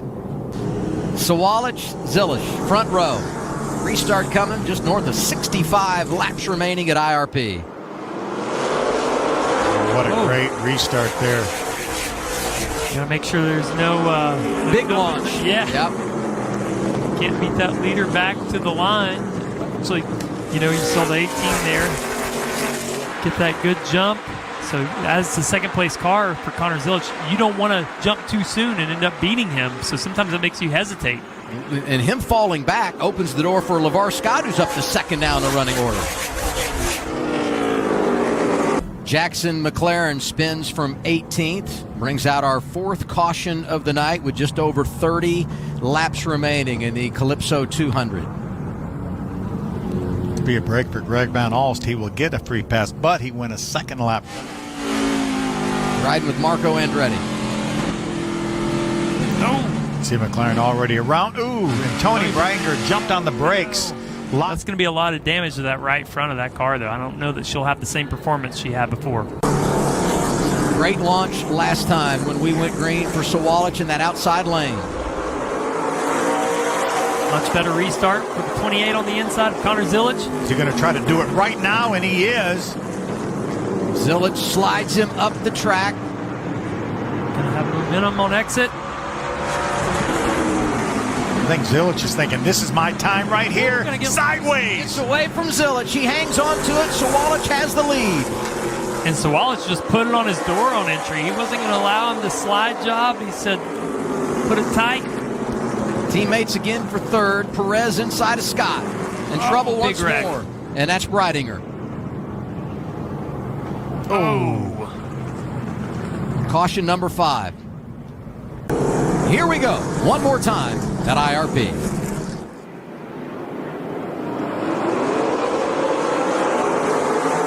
Another good restart by that 28. Dead even going in the corner. I thought Sawallich got a good jump, but Zilish is there. Slides up in front. Crossover from the 18. I know he didn't stay in front of Sawallich there, but now he has a preferred lane. You want to be on that outside to be defensive. Great job by Connor Zilish, driving under him in turn 1. And certainly considerate racing by the 18 of Sawallich down there in the corner. He could have leaned on that 28 of Zilish, but he didn't. Coming up on the lap car, Cody Dennison won him. Oh, no. Oh, no. Amber Balkan goes around. We get a caution. Unbelievable. Wow. I think you already had your notes for the winner over there, Adam. I have to put this to finish it at Indianapolis Raceway Park. Zilish, Sawalich on the front row. Great jump by the 28. Huge jump. Zilish gets away. The battle for second is now on. Look at Perez coming through. What a great start by Zilish. Battle Chris Wright in the 15, battling Ruggiero in the 20 for 5th. White flag this time around. One more for Connor Zilish. How about Perez now grabbing the 2nd spot? That's not over yet. Sawalich is there. How about Connor Zilish? 3 starts this year. It's going to be 3 victories. Connor Zilish going to win it at Indianapolis Raceway Park. Big win. Once he got that jump, it didn't matter which lane he was in. He was clear by the start-finish line. What a great restart by the 28 of Zilish. Flag in the air. And racing here in Salem. And right to the front goes William Sawalich. Tony Breininger got a rough start there. She had an issue. She looked like maybe her car bottomed out and she got off the throttle for a moment. See Gus Dean trying to make his way around Corey Day. Oh, Amber Balkan into the inside wall. The 22 of Amber Balkan. Side of Greg Van Alst. They made a little bit of contact coming off the corner. Her in the blue 35 of Greg Van Alst. And that just turned her sideways and she went straight into the inside wall. Green flag back in the air. On the restart, Sawalich out to the point once again on lap number 11 of 200 here at Salem Speedway in southern Indiana. Great job by LeVar Scott to grab that spot back from the 15 of Chris Wright. Get all these cars lined up on the outside. Jake Finch, unfortunately, stuck on the inside. He's going to have to get in line, maybe behind Andres Perez. Got to believe that if the caution is out, maybe some debris on the racetrack. You have to wonder. Now the 95. Andrew Patterson, one of our rookies in the field, he's into the wall as well. Second caution here on lap 26. Perez, right front tire definitely went down on the 15. He had lost another spot. Watch Will Kimmel go around. Wow. Back to green here at Salem. In the Spectra side 200. And another nice start for the 18 car. William Sawalich, 55, got high there. And Gus Dean settling into second as LeVar Scott. Like Andres Perez may have designs on that second spot that his teammate LeVar Scott has. Corey Day is going to try to make the move around Jake Finch. And gets it done, the 28 of Corey Day, with assistance from Hendrick Motorsports. You see it on the hood of his car, and Day up into the top 5. Connor Mozak also has won in this car this year. He won Kansas. Day gets a little bit loose there, trying to get to the bumper of the 55. Well, there's nobody in this field that knows more about doing slide jobs, I don't think, than Corey Day. Ooh, that could be a nominee right there. But now Sawalich has Tony a lap down. That means that Christian Rose, somehow in the next 10 laps, he needs to try to get in front of that 25. Ooh. 31. Rita Goulet, I think she had some sort of an issue. She's going to stop on the racetrack. Third caution comes out for the 31 of Rita Goulet. She just locks the brakes up down here. She was doing her best to make sure she didn't slide back up the racetrack in front of her competitor. Day gets from the outside. See if he can follow Sawalich. Trying to get around that 6 car, unable to do it. But the 2 of Andres Perez to the inside, getting underneath the 6. Can he finally make the pass here as Sawalich races out to the lead once again? So hard to make that pass on the inside down in 3 and 4 because the groove is right up next to the wall and they can keep up so much speed up there. Ooh, caution on the racetrack. Greg Van Alst. Oh, 3 cars involved at least. And Finch into the 10 of Ed Pampa. contact with Jake Finch in the 20 car. This racetrack is banked so much. When you enter the corner, you really can't see around the corner. Didn't see it because you see the 6 lock the brakes up to get stopped. The 28 makes it through the 2. Actually, the 2 runs in to Corey Day a little bit, and then Jake comes in there and makes some pretty hard. Green in the air off turn 4. And we resume racing here at Salem Speedway. Oh, LeVar Scott able to get in front of his teammate Perez. I thought Perez had a chance on the high side to maybe grab that second spot. But he did grab third. He is in front of the 28 of Corey Day. Here is Salem and Sawalich diving out front. See what Day can do. And that second row on the outside, but LeVar Scott. He doesn't have them cleared. Oh, well, he squeezed him just a little bit. You could see the smoke coming from the left front tire of Corey Day's car. Scott pushed him up the track just enough. He gets second down the inside, Corey Day. For a slide job here on the 6. It's time to be more aggressive right now. We're seeing the aggressiveness in that 28 car with the Hendrick Motorsports on the hood, but it's LeVar Scott once again. Will maintain second. Here comes the 28 once again. He might have him now. He just about. Oh, the Day gets spun. Day spins around, and the 25 as well crashes into the 28.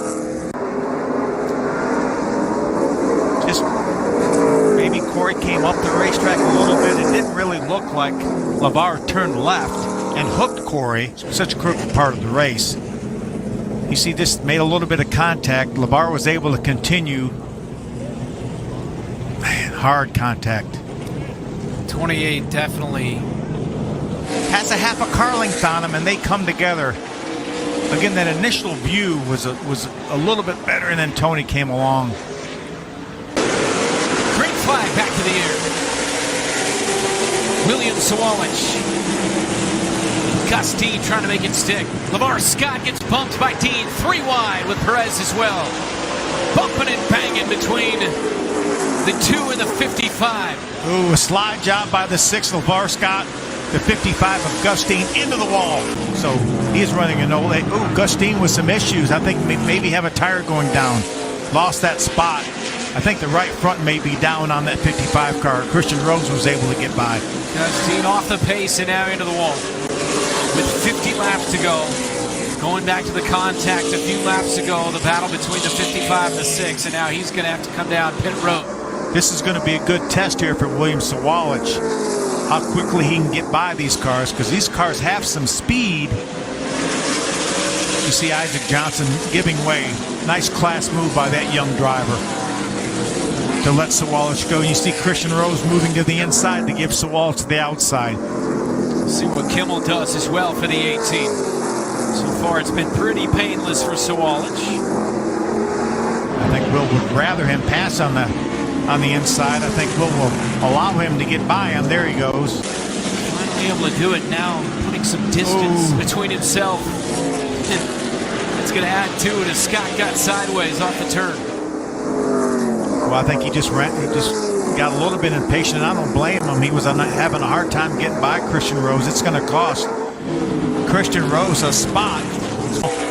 You see him get sideways there. That car has been loose. Here comes Christian Rose. He may get them both. Rose around Johnson, and now around Will Kimmel on the inside. Christian Rose, but back comes Kimmel on the high line. We haven't seen hardly any passes made on the inside down in 3 and 4. We've seen a few down here in 1 and 2. 69 got sideways. The 32 trying to feast on it, but he settles back behind Kimmel. William Sawalich from the drop of the green flag has led. White flag in the air. Final lap. William Sawalich looking to go wire to wire for his 4th win of the season. One more corner. Final turn. William Sawalich in the 18 takes home the checkered flag here at Salem here tonight.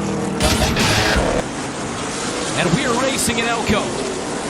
Sawalich out to the lead. Battle's going to be for second. I was wondering if Isabella Robusto could use that third place starting spot to get to the inside of Chris Wright. Not able to do that. Now she has to contend with LeVar Scott on the outside in that 6 car.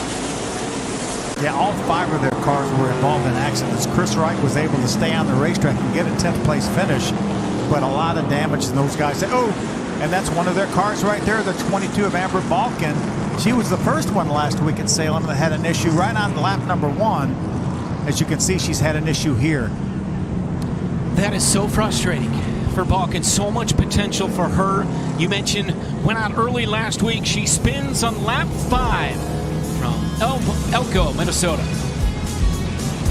Sometimes there's our restart line right there, that first of the 2 white lines across the racetrack, and a great restart by William Sawalich. Saw it all night long in Southern Indiana last week. He was awesome on restarts. Gets another nice one here. Lap number 11 of 250.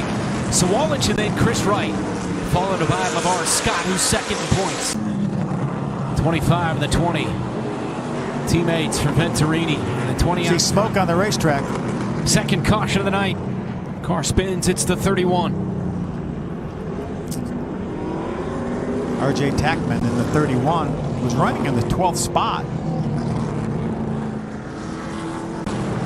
Lap 93. Green flag back in the air here at Elko.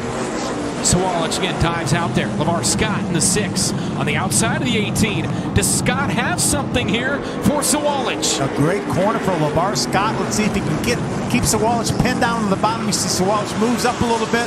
LeVar Scott will actually lead that lap here at Elko. We've finally got a lead change. First time since IRP. Scott. Great battle. You see these drivers giving each other room. Remember, we're not even at the 100 lap mark yet. A long way to go here. Door to door, and now the 18 edges out in front of the bottom. She would dearly love to be able to get by that 6 LeVar Scott before this break, but she's running out of time. Might have to do trouble. A restart. The 6 is sideways. Look at the damage 55. on this. Wow, look at the damage on Isabella's car. The hood is mangled on that Mobil 1 car of Isabella Robusto. It might be okay. You see, they take the air in at the bottom part of that grill. They might be able to push that down. Obviously, they're going to have 5 minutes to work on that car, so she may be okay. She lost a spot, obviously, to Chris Wright, but they just got, I think it looked like LeVar Scott maybe got into that lap car, and that seized him up, and Isabella was right there with nowhere to go. Listen, there's that restart line right there. Green flag back in the air, the 18. What a restart once again for Sawalich. I think that was a good choice maybe to go from the outside. Of course, it's such a huge advantage knowing you're the guy that's going to actually set the restart zone and get on that throttle. He's able to do that. Isabella Robusto grabbed that 3rd spot back from Chris Wright. There's a good battle. Perez on the inside in the 2 and Hingorani in the 20 on the outside. And a caution. Oh, the our 18, leader. Sawalich gets turned around and damage to the left side of our leader, the 18 car of William Sawalich. The 99 of Maples involved. You see the damage to that left rear quarter panel of the 18 car.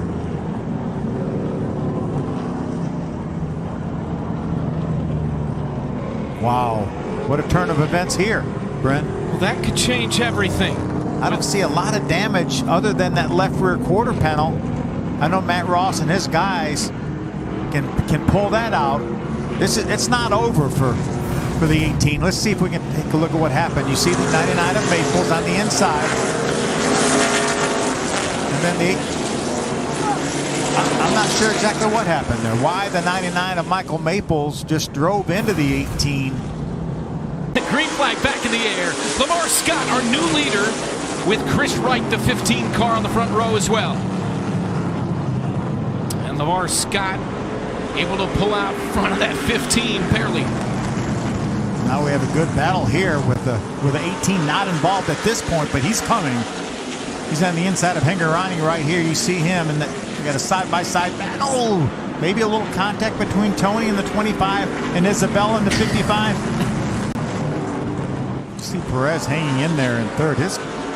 He's working hard to to hold on to that third spot. You could see him sideways off the corner. Caution. So there's your race break, the second and final race break of the night. Comes with 75 to go, and now 74. Here at Elko with Scott in the lead, Chris Wright second, and our points leader, the 2-car of Andres Perez, in third. Off turn 4. Scott to the inside of Chris Wright. Back under green. Great start by Wright on the outside. LeVar Scott with a 2-car, Perez right on his bumper. LeVar Scott still has his nose on the outside, that right rear quarter panel. Now LeVar Scott is clear. Scott is clear of Wright, and now trying to get underneath Wright is Andres Perez. Bump and run for William Sawalich. 21 to go, now 20. See another bump. Gets him slightly sideways, trying to make the pass on the inside. Going to have a lap car to deal with.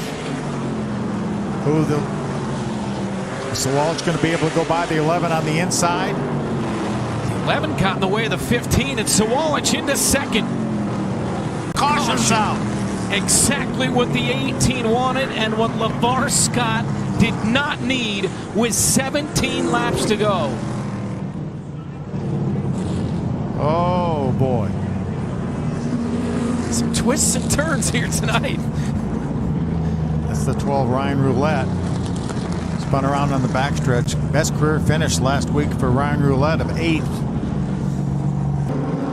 Look at the 18. Look how tight he's keeping them. Setting up for a big finish here in Elko. Green flag back in the air. Good restart for the 6. How about the 15 working to the inside of the 6? He's not there. Oh, look at the lightning in the background. We've got lightning, we've got LeVar Scott, and we've got Chris Wright to the underneath of the 18. 3 wide. 3 wide racing with 7 to go, and now 6 laps at Elko. He's got 3 laps to go to chase down that 6. 4 laps to go, excuse me. LeVar Scott, Sawalich has cleared the 15. Sawalich trying to come all the way back from 8th. Sawalich to the left rear quarter panel. 3 to go. 3 laps remaining at Elko. Scott trying to hold off Sawalich. Sawalich to the inside. Sawalich for the lead. Door to door. Sawalich and LeVar Scott. 2 laps to go. And William Sawalich back out front. What a comeback. Here comes LeVar Scott back to the inside. Contact. Moves him up the track. The 6 and the 18. 1 lap to go at Elko. There's going to be more contact right here. Scott on the inside. Sawalich on the outside. Bumping and banging down the backstretch. Off the turn. Sawalich sideways. 3 wide. 3 sideways at the line. Unbelievable. Our scoring monitor showing Sawalich by 1/100th of a second, but they all 3 were sideways at the finish line. Incredible finish here at Elko. Is off. Andres Perez on the inside. Gus Dean on the outside. Green flag is in the air. We're racing at Michigan. Good push from behind by Zilich in the 28. 2 Chevrolet drivers on the inside. Gus Dean has the 18 of Tanner Gray behind him, a couple of Toyotas. Boy, second points coming in here as we have a battle for the lead. Zilich going for the lead. And his teammate, we talk about Andres Perez battling for the lead. His teammate seems like he has an issue. We'll check on that in just a moment. But what a battle we have here on lap number 8. Zilich slides up the racetrack. He keeps it off of Perez. That's that learning curve you were talking about before the race, Phil. These cars react so differently when they're dependent on that side force going at these speeds, at this big of a racetrack. That's something that Connor Zilich just experienced for the first time in real time in front of our eyes. Watch out, Tanner Gray is taking a peek. And we talked about Connor Zilich. Yes, he's done a lot. He's won a lot, but he's never raced at a 2-mile oval in one of these race cars. Yeah, 1 mile is the biggest racetrack that he's ever been on. In a stock car. We talked about Dover, him winning at Dover. That's the only 1 mile racetrack he's ever been on. That's high bank. Well, Trevor talked about it. The 18 was slowly reeling in. Connor Zilic in the 28 as he ducks to the inside. Side by side they go here. Tanner Gray trying to take the lead for the first time here at Michigan. I think this run taught us a lot here on this set, guys. They were so free to start in that 18 car. He was sideways. We saw him for 4 or 5 laps just really battling that car. But we also know that this track tightens up as it goes. Now this car has come in to where he needs it to be. Able to make this pass now on Connor Zilic for the lead. Hopefully set sail. He's won 5 times. Tanner Gray got that win, of course. Earlier in the season, caution is out. That is our scheduled caution, our first of 2. Yeah, it'll be interesting to see how these two cars fire off here on this restart. First restart of the night. Pretty even as they battle down into turn 1. 28 car of Connor Zilic jumps out of line there, maybe missed his shift from 3rd to 4th. Zilic loses 2 positions as Chris Wright in the 15 comes up through the middle. Andres Perez on the hunt in the 2. Zilic is going to fight back on the outside.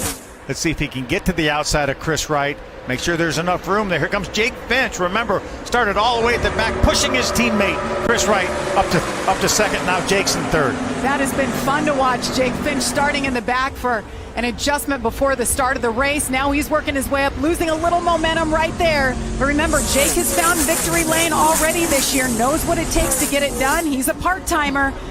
So we have Tanner Gray out front, Connor Zilic, Chris Wright in 3rd. And the 20, Jake Finch we were talking about, and Andres Perez. As the caution comes out, that will be our second and final scheduled caution of this race. So we'll have 23 laps remaining here at the restart. Crucial restart. Tanner Gray trying to make it 2 of his career, starting alongside Connor Zilic. Zilic with a better restart. They're even going into turn 1. Little wiggly with the big push from Chris Wright inside line. The entire top 10 just grouped so tightly there. We're going to see Tanner Gray get put 3-4 wide now through turns 1 and 2, losing the lead. Great aggressive move by Jake Finch going around the high side. Greg Van Alst gets up there. In the 35. There's Andy Jankowiak. Andres Perez, who started on the pole in the 2 car. Wow, we just talked about how important this would be to have a shot at winning the race, and we see our race leader fall all the way back to 5th in 1 lap. He's going to have his work cut out. You see him right side of your screen. Looked like there was certainly some dust. I don't know if that was cement Here comes dust. Tanner Gray. Oh, yeah, picking up 2 positions there. Well, big slide job. He's going to wash up the racetrack. See if he can keep his momentum here. Now it's going to allow Greg Van Alst to get to his left rear. Maybe 3 wide here at the start-finish line, or 4, possibly. Connor Zilic, the leader. Who's second? This battle is unbelievable. 2nd through 4th. Throw a blanket over him. Connor doesn't care who's second. He said, just keep racing each other like that, guys. He's loving it. Check out. Andres Perez now grabs that 2nd spot. It's a battle of the teenagers. Connor Zilic continues to lead. The 18-year-old out of Mooresville, North Carolina. Andres Perez, the 19-year-old out of Mexico City, Mexico, trying to win for the first time in his career in the ARCA Menards Series. And it's right there in front of him.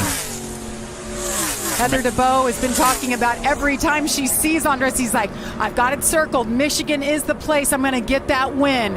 It's within reach, guys. Less than 2 laps remaining. 4 runner-up finishes for Andres Perez in his very young ARCA career.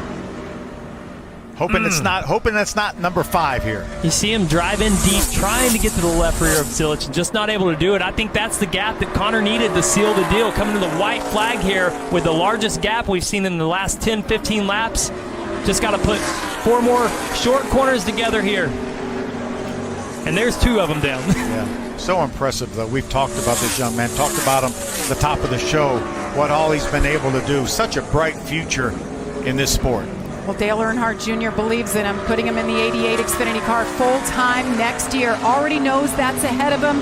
Meanwhile, he's here for wins. We talked about the perfect record this season already. 3 races, he's won 3 times. As he comes out of turn 4, checkered flag is in the air. Connor Zilic, a winner at Michigan. 4 starts, 4 wins. Unbelievable by this young driver. A lot of credit goes to that guy right there, too, Shane Huffman, the architect of this team. How about that last restart? Got him the lead over Tanner Gray. was able to take advantage of that lead. Thanks, Heather. Stories all throughout the 20-car field as we get set for the first race of the 2024 Performance Seed Dirt Double. 42nd time the ARCA Menards Series will see the green flag from Springfield. William Sawalich brings us down for the start.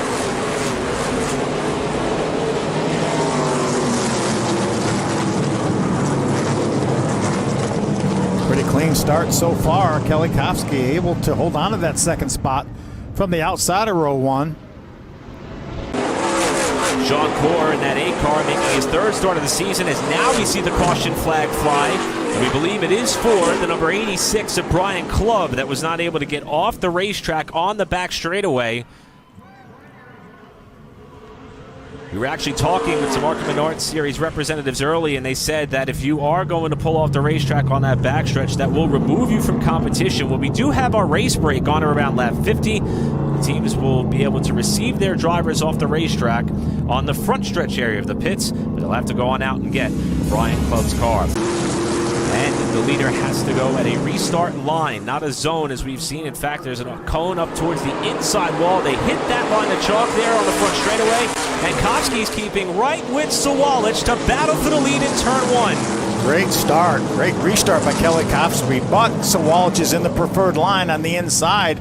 Now is Perez going to be able to take advantage of that inside line? Look at the bite that Kofsky gets up off the corner. Thought he may have been in trouble, perhaps maybe jumping the cushion a little bit there in 1 and 2, but Kofsky will hold on to the second spot over the new third place runner Perez. Reimer getting way up high in 3 and 4, and she's going to lose a bunch of spots. Coming around to complete lap number 25. That will put us a quarter of the way through the first Performance Seed Dirt Double event of 2024 with the ARCA Menards Series. And we have our second caution flag waving with William Sawalich still the race leader over Chris Wright, who was 0.8 of a second behind prior to the yellow coming out. It appears as though it may have been a problem for that of Nate Muller in the 06. He is rolling slowly on the backstretch, and they are pointing that car off the backstretch pit area to exit not only the racetrack but the event as well. He was running 18th at the time. Sawalich in the 18, Wright in the 15, coming up to the restart line. Again, race break coming on or around lap 50. Sawalich, Wright. Then in the third row, Kofsky and Robusto back underway from Springfield. And a tightly bunched field approaches turn one. Look at Wright wrestling the car in that top groove. Watch Kofsky see if he can try to take advantage of that inside restart position. No, Chris Wright is going to be able to hold on to that second spot. Kofsky third, Robusto fourth. Sawalich able to survive yet another restart. And Robusto just able to hold a tighter line and now draws alongside Kofsky for the spot off 4. Great move by Isabella right behind, a couple rows behind her. Tony Branger doing the same thing. Give Isabella the third spot. Kofsky able to come down and defend the 4th position from that of Christian Rose, who had a peek to the bottom side. Caution is out again here at Springfield with 41 laps complete. And we are hearing it as a flat tire on the 8 car of Sean Corr, who was running in the 10th spot at the time.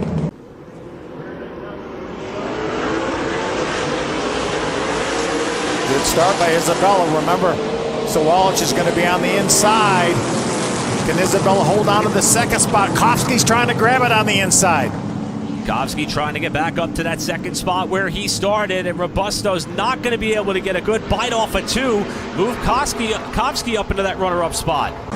It's not a surprise that we're going to extend this into a little bit after lap 50. Caution is out now. This is going to be our mid-race break. ARCA officials let these cars run a little bit since we had a restart so close to that lap 50 mark. Nobody with any more experience than Kofsky. See both of those cars spin the tires just a little bit. Kofsky's got the edge that time in turn 1. But he washes up high, and Sawalich tries to battle back on the bottom, and he'll clear the 16 in the middle of the turn.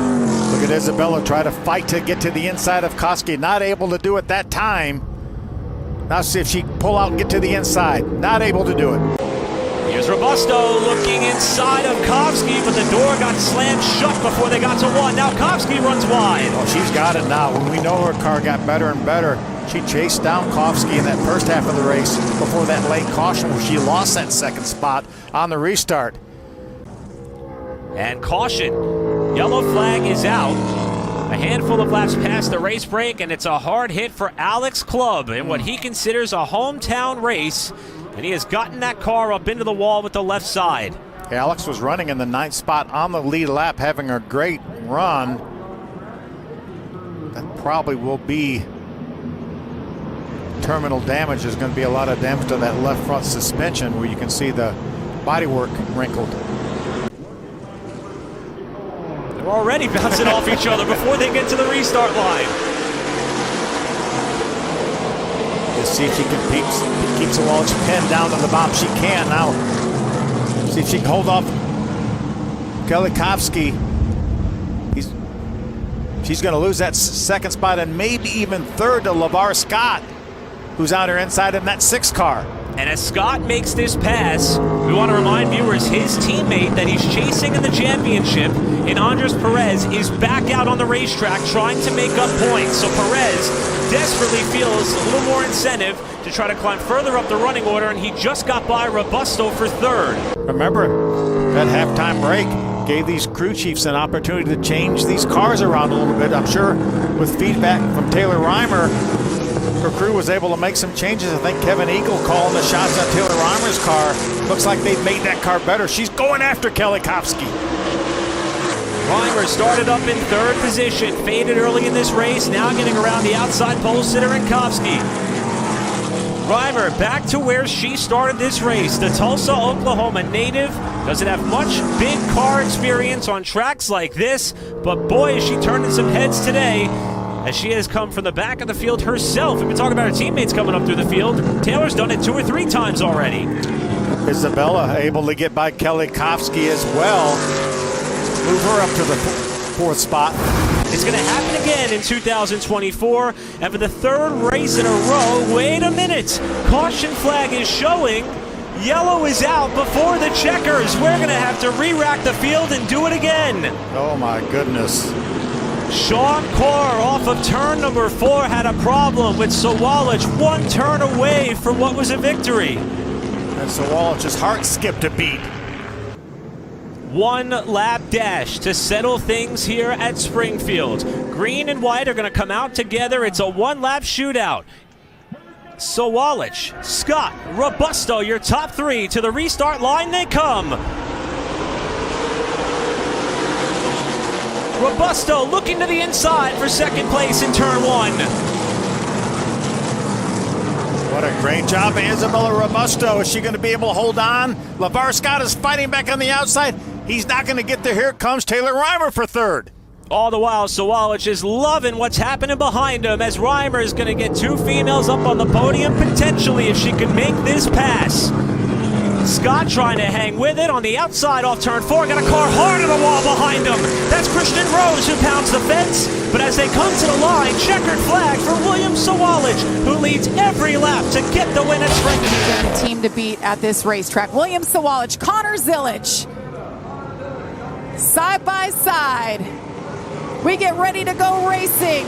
We're green from the Milwaukee Mile. William Sawallich starting on the outside, nose to nose. Andres Perez, the point leader, outside, row number 2. Lawless Salem with a great qualifying effort and a great start for him in that blue number 33. Yes, Walsh is able to grab that lead, get out in front of Zilic as they exited turn 2. There's Gio Ruggiero getting by his teammate, Dean Thompson. There's another teammate, Chris Wright, in the 15th. It's been all about the 18 car. 3 times, and caution is out. No, Gio Ruggiero, the 20. Looks like the right front's down on that car. You see the splitter on the ground. Not sure if that's the cause or the effect there.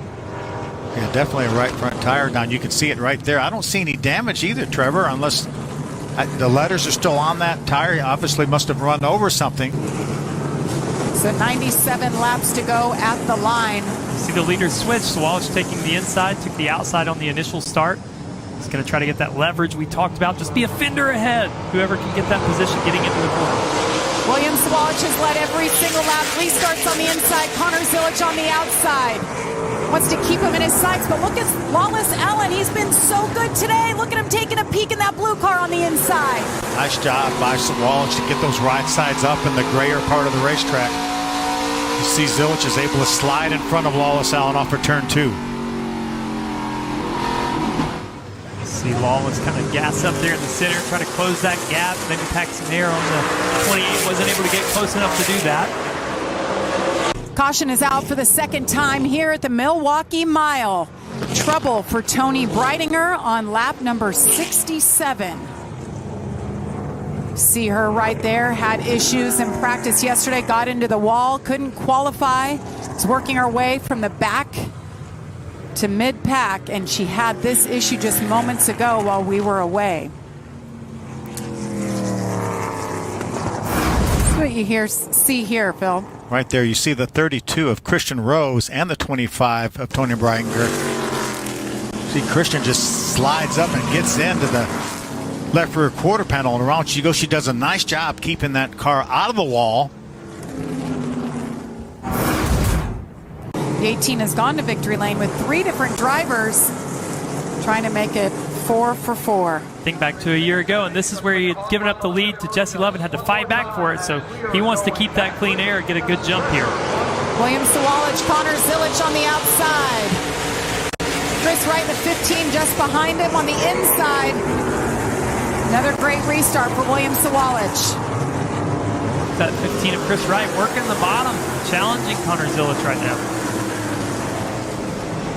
Zilich able to slide ahead of Chris Wright to hold on to that second spot. Andres Perez right there in the 2. Seems to be getting better the longer this race goes as he takes a peek. William Sawalich with a 2.6 second lead over Connor Zilich. Chris Wright right there, Andres Perez, and there it is. The caution is out. This will be the break. Can Shane Huffman, crew chief of that 28 car, work his magic like we've seen him do so many times this year? So here we go. Second restart of the day. All right, here we go. William Sawalich on the inside, Connor Zilich outside. Chris Wright, Andres Perez behind him. More evenly matched as they head into turn 1. It's a nice restart by Zilich. He's going to keep. Stays on his right rear quarter panel. He's there on that right rear quarter panel. This is the closest they have been all day. The momentum now by Zilich on the outside. He's going to pinch him down now that he has that fender lead. He controls the lane, and that's what Williams fighting back to do. If I can just get my fender in front, I can control it. Joe Gibbs Racing versus Pinnacle Racing Group side by side. These two teams have dominated this year, winning 10 of 14 races. That was full commitment right there by that 18 Full car. Full send down in the corner.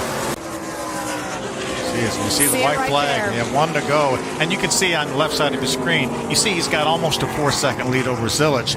But to show the domination of those 2 cars, you see right now third is 29 seconds behind Sawalich. William Sawalich last year set a new track record. This year in qualifying, broke his own record.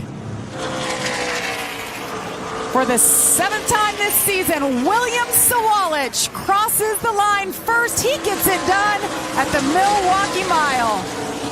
Inside, the 18 of William Sawalich. On the outside, the 20 of Brent Cruz. Green flag in the air, and we are racing. Good start for the 18 Sawalich on the inside. How about Brent Cruz fighting back on the outside, has a bit of an edge up off the second corner. Cruz trying to grab the early advantage, and he does. Out in front of William Sawalich down the backstretch, lap number 1. I'm not sure if anybody saw that coming other than Brent Cruz said, I've got a little bit of grip out here on the outside. Look at Andres Perez. He's going to try to make the move on the outside. That white number 2, not able to do it this time. Back at DuQuoin under caution, Brent Cruz has led all the laps, and moments ago was Austin Vaughn spinning right in front of our leader. Yeah, tough moment for our leader. Let's take a look at this replay here. See, that's him right there. That's our leader, Brent Cruz. Watch the white car on the outside right in front of Brent. He's going to lose it off of turn 2 here. Does a nice job getting that car to the inside. That's Austin Vaughn making his debut. Just turned 16 a month ago. Pace car pulls off.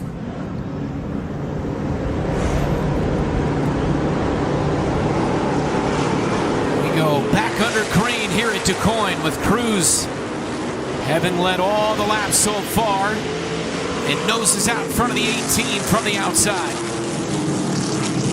How about Kelly Kofsky? Look at him sticking his nose up beside of Sawalich in the battle for second. Sawalich trying to protect second. Kofsky gets around him and into second. Yeah, Kelly Kofsky is not somebody to be ignored when we come to these dirt tracks. Sawalich is fighting back on the inside, though. Door to door, off the turn. They slide the 18 on the inside. Sawalich trying to get his spot back. 3 wide. Well, Perez thought about making it 3 wide for a moment. See Kelly Kofsky, heavy traffic right there. Look at Sawalich. Look at trying to get by these lap cars as he's trying to get by Kelly Kofsky in a battle for second. Little contact, and is that LeVar Scott that pulled up as well? Both of them got by Kelly Kofsky. No, there's Kelly out there in front of Sean Corr. That's Kelly, the white car in front of them. But a great battle for third on back with Sawalich, Scott, and Perez. Caution's out, our second in turn 1. And the 99 car has spun around, and that's Michael Maples. A lot of issues on the with the tear-off for that 6 car, LeVar Scott, though. It's still there. Flapping in the breeze. Back under green. Cruz on the inside. Kofsky on the outside. Kofsky jumped to the inside before they got to the start-finish line. Wanted to protect that second position from the 18, but might not be able to do it. Sawalich is there. I'm sure the ARCA officials will take a look at that. He certainly changed lanes before he got to the start-finish line. They may make some concessions because this is dirt and you don't have quite the grip that you do on pavement. Quietly, Amber Balkan is having a nice night as we hit the midpoint of this race. Being a sweet move of the race. Watch how hard he drives it down in the corner here. I wasn't sure that car was going to stick.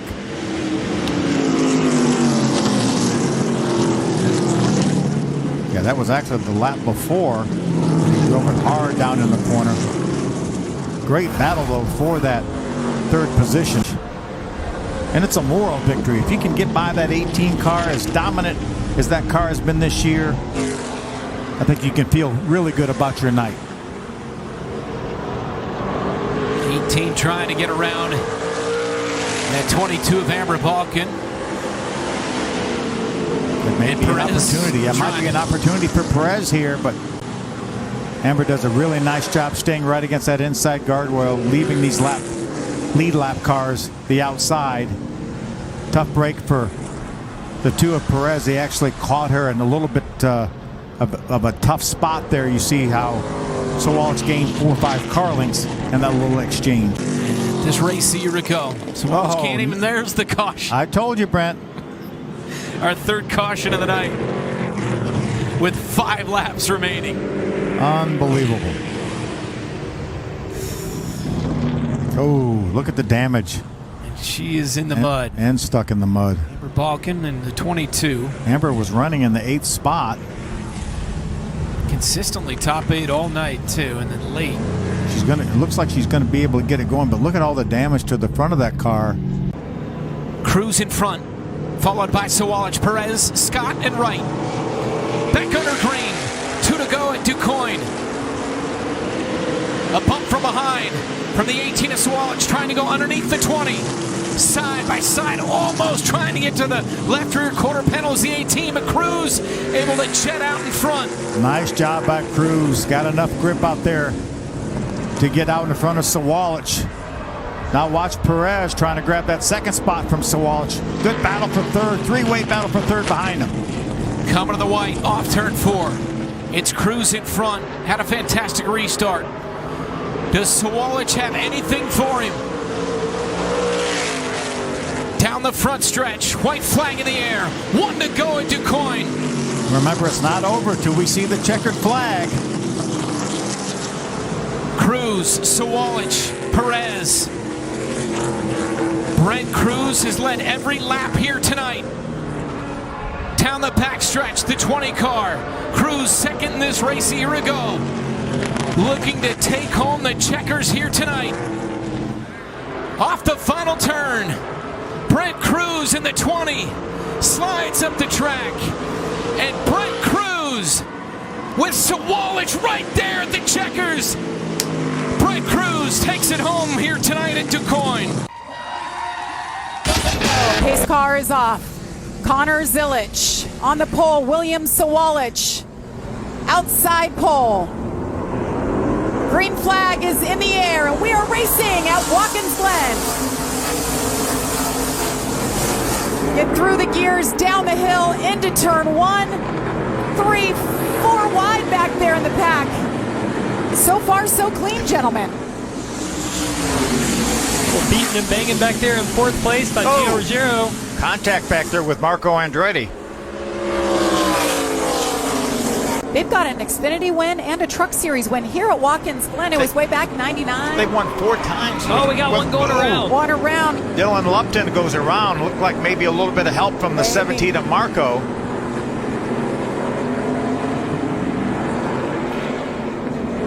Going to stay green. Dylan Lupton was running 9th at the time of that contact. Let's see what happened here to Dylan Lupton. Yeah, late pull out of line by Marco. Dylan turns down into the corner and gets into the left front of the 17. Nice move by Andres Perez to avoid that. Watch him. You see him lock the brakes up for a moment. Yeah, and the banking just falls away there in turn 1. The right front tire gets really light, so if you have to apply more brake pressure, if somebody's coming across your nose, there's nothing really you can do once the tires lock up. You're going to take them out. We've seen that many times here in the Cup Series as well. See the 71 of Christopher Worth there, just being passed by LeVar Scott. The 99 had spun in front of him, and he goes around. Yeah, gets on the brakes. That transition. And he was a little wide, too, because he was leaving room for LeVar Scott to go by on the inside. Connor Zilich leads William Sawalich, Brandon Jones, Thomas Annunziata, Gio Ruggiero, your top 5, and the caution is out. This is the break at lap 22. So drivers can get it fixed up. Well, guys, we're going to get our first restart of the day. Connor Zilich, William Sawalich, once again side by side on the front row. Everybody was able to make some adjustments, try to make their race cars a little bit better. Reminder that Connor Zilich has led every lap so far as they barrel down the hill into turn 1. Side by side they go. William Sawalich able to hang on for a little while there on the outside, but Connor Zilich has got the preferred line into the first part of the S's. Going to clear Sawalich now for the left-hander. Very reminiscent of the initial start to this race. Difficult pass for Andres Perez. He's passed about 30 cars so far from the back to the front. Moving forward, you see the 32 go around on the bus stop as well. Christian Rose. That's an area that you talked about. You used to have a gravel trap outside of this area. You see him got a little bit loose getting in the corner. That would have been gravel. That car would have been stuck, and the caution would have come out. So kudos to the track officials in NASCAR for paving those areas. Remember last year, about this moment, I believe actually it was 2 laps to go in the race. The caution came out. He was leading, and we know how it ended. He did not win. Yeah, we don't have to remind him, I don't think. And you know, the thing is, and it's going to be great if he can hold on, caution doesn't come out, and he wins this race. It's going to be redemption of some sort, but he'll never get that one from last year back. You know, there's always going to be that void about that first one that got away.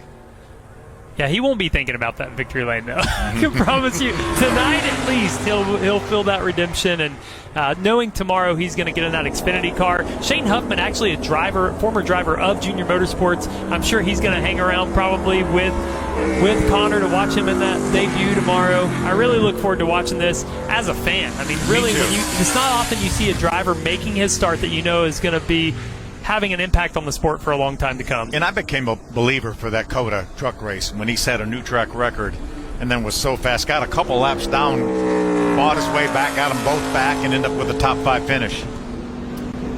Well, everything this young man touches seems to turn to gold and a trophy. Connor Zilic, he has just been flawless today. For the 5th time this season, checkered flag goes to Connor Zilic as he wins at Watkins Glen. 28 chooses the outside, William Sawalich on the inside. We are green at Bristol Motor Speedway. Short half mile, concrete oval, the 18 with the advantage. We didn't see very many ARCA cars run up. Oh, sideways for Sawalich. Not many ARCA cars ran up in that second groove. A lot of the Truck Series guys did. Adapting quickly here on the short run to fix their cars. And remember, low air pressures for these drivers. Ooh, problem. Dawson Sutton in the 71 into the inside wall. He's making his ARCA Series debut. Had a good qualifying effort. Qualified in the 7th spot. He was running in the 7th spot, but look at all the damage to that right front. Trevor, that's going to be terminal. Already sideways when he came off of the corner. See if we can see what Logan Misaraka saw. See him already into the inside wall. See him get loose up the racetrack. Just running by himself, Trevor, and just got a little bit loose. Again, low air pressures, and you know, we've had Truck Series practice and qualifying since these guys were on the race. Connor Zilic on the outside into turn 1.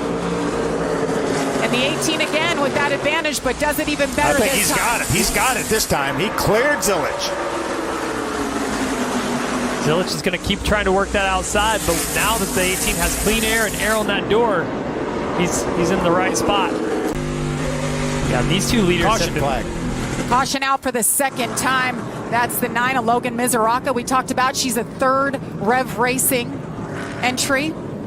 Clean Harbors came on board for this race for Logan. See the flat right front tire there. Not sure if that happened while she was sliding or if that caused the incident.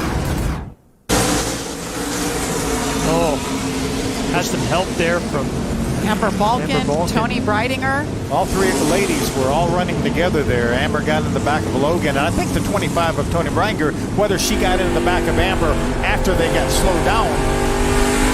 Riding on board with Logan right here. Yeah, lucky not to hit anything. Very lucky, very lucky. This obviously the straightaways are banked here at Bristol. A lot of times the straightaways are self-cleaning and they get you the inside wall. She avoided that. And we're back to green. William Sawalich leads Connor Zilic. Yeah, this time William Sawalich had the lead, so he was able to beat him to the line, but still doesn't clear him through 1 and 2 as that top is coming to life there for the 28 of Connor Zilic on the outside. Zilic keeps him pinned down up off the corner. He's going to grab that lead. Connor Zilic to the point once again. Just behind him, Landon Lewis is taking over 3rd. Gio Ruggiero slipped back just a bit with Andres Perez right next to him. Ooh, sideways. Again for Sawalich. He's going to lose a little bit of ground, just enough for Zilic to take the lead. We weren't surprised at what the weekend he had at Watkins Glen. And more surprised here for him to get the pole tonight. But as William Sawalich has got all he wants right here, going to grab that lead back. Sawalich takes it. You saw the hands of Zilic sawing on that wheel when the 18 went around. Jamie, I think this goes back to Trevor, what you were talking about at the top of the show. That 18 car has been so good here for so many years. They know what to put under that car. And William obviously knows how to drive that because he won here last year. And we've got Wilson around in the 39, so caution comes out for the 3rd time. You know, my takeaway so far, Phil, is just how even our 2 leaders are. We've seen both of them lead in the 2nd place car, be able to stay within a half a second of the front car. As you see this spin here, 39, turn 4. Yeah, D.L. Wilson, he came in here in the top 5 in East Series points. Jamie, you talked about this being a combination race with the East Series. Same 2 on the front row. They've been swapping leads back and forth. 18 with the advantage on the inside once again. Connor Zilic on the outside. Look at the 97 of Landon Lewis coming on strong. Sawalich able to make the bottom work down there in 1 and 2. Pushing out for the 4th time, then 9. Wow, big hit for Logan Misaraka. Yeah, and the looks of that tell me there's somebody else with some damage too that's come through and hit the rear. Oh, no. Look at trouble. Oh, no. Big trouble for Connor Zilich. All he had to do was finish 12th. Wow. Or worse to win that championship tonight, guys. What a heartbreak. We're hearing the 9 had already spun, and Connor came along and could not avoid her. I'm sure we'll get a look, certainly from the onboard at least, on what happened here, but 98 spin. Oh, man. oh yeah. 9. Racing with Amber Balkan once again on the inside. Makes contact. Gets into the outside wall. And here, the big hit comes right there. That's Connor Zilich. Let's go on board with Connor. I mentioned how quick things happen here. You see rolling down the banking and just nowhere to go. And he's already in the corner as hard as he's going to get. So you can't just stop on a dime, or you can't turn the car any farther left than you already turned it. Lewis on the outside, and the 97, we're back to green. Andres Perez right there in the 2. Tyler Reif.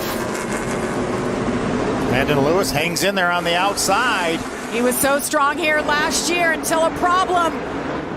We've seen him make some passes on the outside, and he did it again, Jamie. You're right. Landon Lewis to the lead. That's pretty good right now. 3 of the top 4 are the guys you mentioned in the pre-race show. Caution out for Amber Balkan once again. Her night has gone from bad to worse here. Looks like she may not be able to continue after this. She was running 18th at the time of this incident. Wonder if maybe she had a tire rub where the contact with, well, the contact would have been on the left side with Logan Mizrakin, and those left side tires appear to be up. Landon Lewis, William Sawalich lead him. Tyler Reif, Andres Perez, row number 2.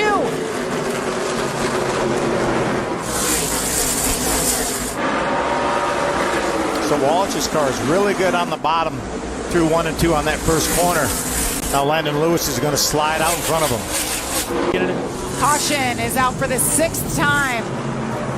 The 99 of Michael Maples into the outside wall. Big hit there. Right rear down, left front damage. Driving for Fast Track Racing, he was 21st at the time of the incident. There's part of his nose piece and the fender. Well, you want action, you get it here. Great racing side by side and a lot of cautions. We had 10 cautions last year. Right now, we're already at 5. We're not even at halfway. He was by himself. Looked like maybe just bounced off the apron or something. That was such a violent spin. I wonder if the left rear didn't go down. Green flag in the air once again. 18 is so good on the bottom, Trevor. You've said it time and time again. That 97's just able to work the outside of Landon Lewis there to keep him down. And if he can keep enough pressure here on the 4, I think he can retain the lead here on the outside. He doesn't. William Sawalich is what made this car so good is the long run speed last year. And there's not been a long run. It's all short runs. And he'd like to see some more tire wear. So yeah, there he goes. So he can go to work on these guys, putting pressure on the left rear, trying to get them loose off the bottom. You know, one thing we haven't mentioned is that 97 comes out of the same shop as Grant Enfinger's trucks. This is CR7 Motorsports. Caution is out for the 7th time, but this is our halfway break. Certainly know how to get it done. Let's see who comes out on top. 94 laps to go. Landon Lewis leads William Sawalich.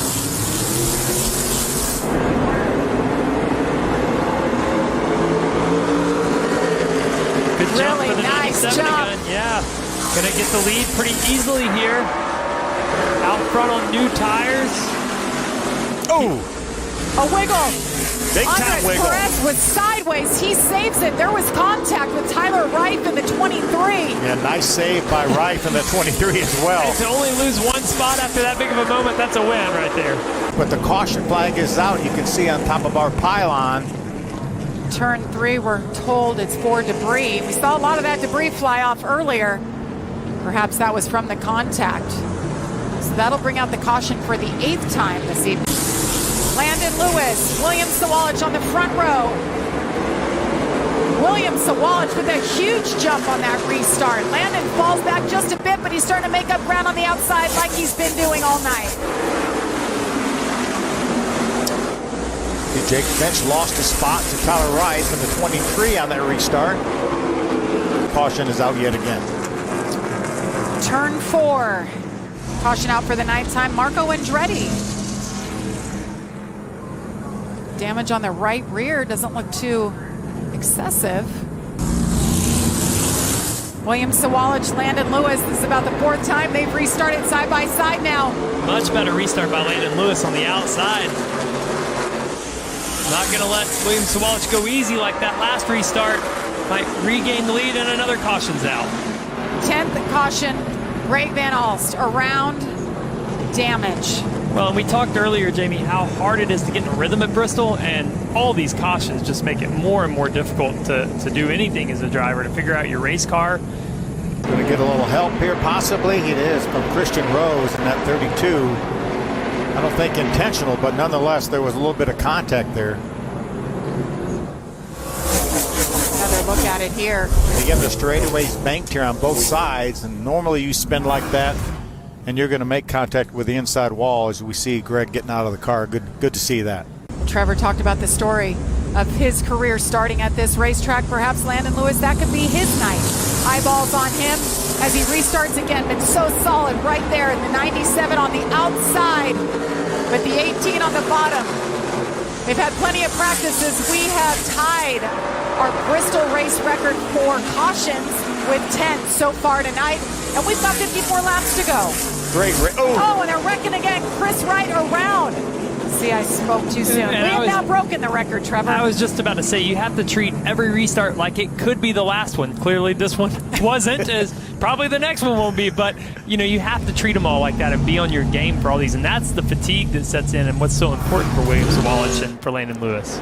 See the 15, that's Chris Wright. He's on the inside of the 20 and just got a little bit of nudge from Lawless, Allen from behind. Then someone's going to come along. It looks like Tony Branger, and took the nose off that car.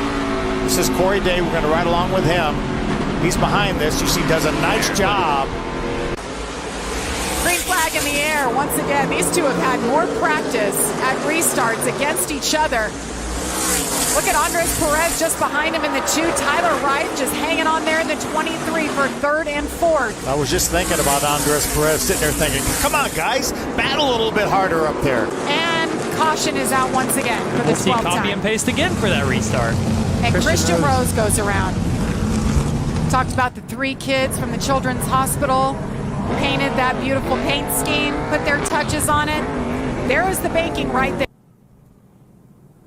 Corey did absolutely nothing wrong there. No doubt that Christian Rose thought he was clear. In the background behind that, you see Chris Wright with a damaged car almost crashed as well.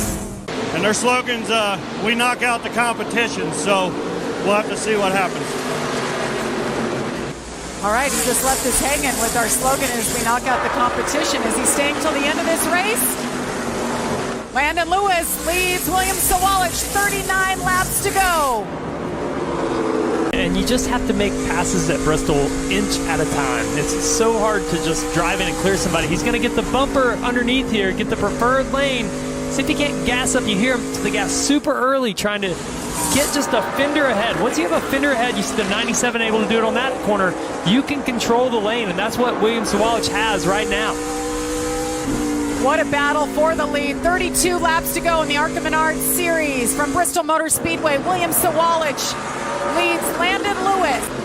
Connor Zilic came in with a 60-point advantage. Just like that. Wow, just in front of the field, the 95 hard into the wall. Andrew Patterson. That's why I didn't say he was on his way to victory. I didn't want to jinx it. Oh, that was close. Good thing you didn't. Yeah. The 18 team hoping that their boy William Sawalich will bring them home, bring them to victory lane once again at Bristol. William Sawalich, Landon Lewis, we are green once again in ARCA overtime. There's that half car length you were talking about, Trevor. Andres Perez, he leaned on him, but not enough. William Sawalich out ahead, white flag. 2x2, 3 rows back behind this battle. Final lap. at Bristol Motor Speedway. 2 years in a row for William Sawalich. 2 years in a row, William Sawalich takes the checkered flag. He wins it at Bristol Motor Speedway and becomes the ARCA Menards Series East champion. And we're racing at Kansas as the 18 with a great start. Tanner Gray, Jake Finch tucks in behind him as they head into turn 1. Fanning out, we talked about how wide they can get right off the start. 2, 3 wide as they exit turn 2. Tanner Gray with a great start there, getting that lead. He said, Jake Finch, I'm not going to let you lead every lap this weekend. Chris Wright got loose. He did. Running in the 4th spot. Falcon getting into the back of him, moving him up again. He's going to lose a lot of track position here. Started in 3rd. That was a great qualifying effort for this group, but right away, all the way back, almost outside the top 10. See what happened here to the 15. Got inside of LeVar Scott there, just gets loose off the bottom, and once Amber gets there, that's really going to pack that air. Obviously a little bit of physical contact, and all that momentum stalled. When they're wide open, Phil, any little bobble is going to kill that momentum. So this is in progress. Ryan Roulette in the 12, back in 18th position. See him get sideways. Nice save. Got completely sideways. This will not be a fun ride. The car just gets loose. You see a little bit of rubber buildup already in the groove, but there's a bump there getting into turn 1, Phil, and if you time that wrong, I heard him lift out of the gas, and sometimes it can unload that car and just get loose. Tanner Gray, Jake Finch, another great restart by the 18. So good at it. You see the 55. Dean Thompson capitalizes, jumps right into 2nd. Yeah, that looked like a really bad restart there by the 20 car of Jake Finch. I'm not sure, maybe going from 2nd to 3rd, it just looked like it stumbled a bit on the initial throttle, or maybe going to that first shift. Yeah, I'm not sure if he spun the tires or he got a push from behind, which turned him sideways. Andres Perez battling Andy Jankowiak. Andy having a great run at Dover last week. Really good for him. Good points day. See, Connor Mozak now has moved up into the 3rd spot, and we talk about his win here last October in that 18 car. Connor Mozak to the inside of Dean Thompson as Tanner Gray continues to lead. Yeah, these drivers have been running for this 2nd spot, battling for this 2nd spot for a number of laps. I think Connor has a little faster car right now if he was able to get by Dean Thompson, but Dean's doing a nice job using the top of the racetrack. Saw Dean get pretty loose there and trying to keep that momentum up as Connor keeps peeking down. Connor's doing it right. You want to get about a half lane low as we watch this view from Ryan Roulette's on board, but you see him peek out to the left, and he's just trying to get clean air on that nose and get up there to Dean Thompson. If he can get within about a half car length, that'll make Dean loose. So that's what he's trying to do. Just close that gap, entry to center, get Dean loose and be able to make that pass. But so far, Dean's been able to hold him off. Keep an eye on Marco Andretti. That's the 3rd car in line, the 17. Now that's the biggest piece of debris I think I've ever seen. That's not a questionable piece of trash. That's a whole garbage bag. It is. Oh, got it off. And before that, Christian Rose hangs on to it. It's a good save. Yeah, that's that battle right there that we were talking about from 4th. LeVar Scott on the outside in the 6th. Jake Finch on the inside in the 20. Ooh, gets loose again. He hangs on to it. I don't know. Maybe that's one of our Reese's Sweet Move of the Race nominees, guys. You can go to arcaracing.com. Oh, into the wall. 3 Eastern. Into the wall at the very end. Was not able to save it. Now he's slow on the bottom on the apron. So LeVar Scott with an issue. Christian Rose, I believe, right here. Keep your eye on the bottom of the screen and the top. Yeah, looked like a right front tire down when he was rolling around the apron. See the damage to the 32 on the nose. LeVar Scott has made his way to pit road. What a big hit for this points battle. We've been talking about how close it is. A lot of our contenders, Greg Van Alst, now LeVar Scott having issues. Christian Rose also involved. Dean Thompson restarting on the front row for the first time today. Connor Mozak, Jake Finch. Green flag in the air. The 18 with a great run. Great restart once again. And a nice restart by Connor Mozak as well in the 28. Not quite able to clear Dean Thompson. Dean's going to fight back on the outside. See Amber Balkan way up high, making it 3 wide. Amber back there in the 7th spot. I think Connor followed Dean Thompson for about 49 of that first 50 laps. He said, I've seen enough of this blue and white car. I'm going He's got to him. He's got him. Good job. Yeah, he knew he had to make quick work and clear him there and slide up. Even if he gets crossed over here, he now has, well, he cleared him fair and square, but I was going to say he had the preferred line on the top even if he got crossed over. So Dean Thompson back to third. Jake Finch back there in the 20 car running right in the middle of the racetrack. Hasn't been real confident running up on the high side. Yeah, in practice we saw his car fall off a lot more than others when he did move up to the top, and we thought that might be an issue. Still trying to search around and figure out what he needs up there. Look at Andres Perez taking a peek on Chris Wright, looking at that 6th spot. That's a battle for the free pass position, so very, very critical spot. See LeVar get really loose here, but still able to get to his outside. As Marco gets loose as well. Ooh, very close. It was. Remember the problems that LeVar Scott had earlier with that flat tire and getting into the outside wall. But we stayed in Missouri, is that right? Oh, trouble. That goes around the 12. That's the second time we've seen that happen for him. Caution is out. And we've Here's seen what this happened. 12 car be so edgy into turn 1. This is the second time we've seen him go around, and obviously the air is not helping him there from the 99 car, but wow, that car is just very loose and on edge turning down into the corner. Yeah, Michael Maples, that 99, did a very nice job avoiding Ryan Roulette. See it kind of load and get loose on that right rear, and he's just hanging on from that point. Yeah, he's had his hands full today for sure. Pits are open. Leaders are on pit road to pick up that second and final set of tires. Heather. And Connor Mosack was just telling his team over the radio that he had a vibration, that the car got a little crazy with the handling there for a couple laps. I checked in with crew chief Shane Huffman, and he said we're not really sure what's causing that issue, but they're going to go ahead and come in and get those 4 tires. Josh? Well, for the 18 of Tanner Gray, remember they had that issue getting the fuel in on pit road last time. Looks like everything went smooth this time around. And for Tanner, just saying that car is getting a little edgy in the right rear. That was his biggest complaint. Otherwise, they've been pretty dominant in this race. As far as the 55 of Dean Thompson, he said, I need more turnability. This car, that is, keeps getting tight on me. Bill, Trevor, you guys like this call? I love it. Again, maybe if I saw the leader coming down pit road, I might have waited to see if I could catch one about 10, 15 laps later to have a little bit fresher tires. But he's had so much pace that I think these other guys are just trying to beat each other and not much worrying about the 18 of Tanner Gray. Side into turn 1. Yeah, can't beat him at that line, though. We saw a car get black flagged last week at Dover for doing that. 18 has been so solid on these restarts. Connor Mosack closer this time on the restart. Stays on his outside door. Look at the difference in the ride height on those two cars. That's the first time we've seen anyone even near Tanner Gray to be able to compare, but he's right on his outside as he gets down into turn 1. Maybe even going to challenge for the lead here. Throw a blanket over the top 9. Those are our cars on the lead lap. Much closer bunched up this restart. Kind of doing a great job staying right on that quarter panel of Tanner Gray's. This is his opportunity here, Philly. Can't waste it. Got to keep it tight on him. He's going to lead this lap. First lap of the race under green that Tanner Gray will not lead is this one that Connor Mosack just took away. The first time he's been challenged this entire race, but Connor really doing a nice job. Is Tanner going to be able to clear him? It looks like he has. Going to slide up in front of him. Incredible battle here at Kansas for the lead. Yeah, and I just watched turn 1 and 2 there of Connor Mosack. He's just trying to go anywhere that Tanner Gray does not. In turns 1 and 2, he ran the top, Tanner ran the bottom. Now in this corner, they switch. And I'm telling you, that 28 car has made some really good adjustments with Shane Huffman on the box. And he's within striking distance now of Tanner Gray, our leader. Look how close this battle is up front.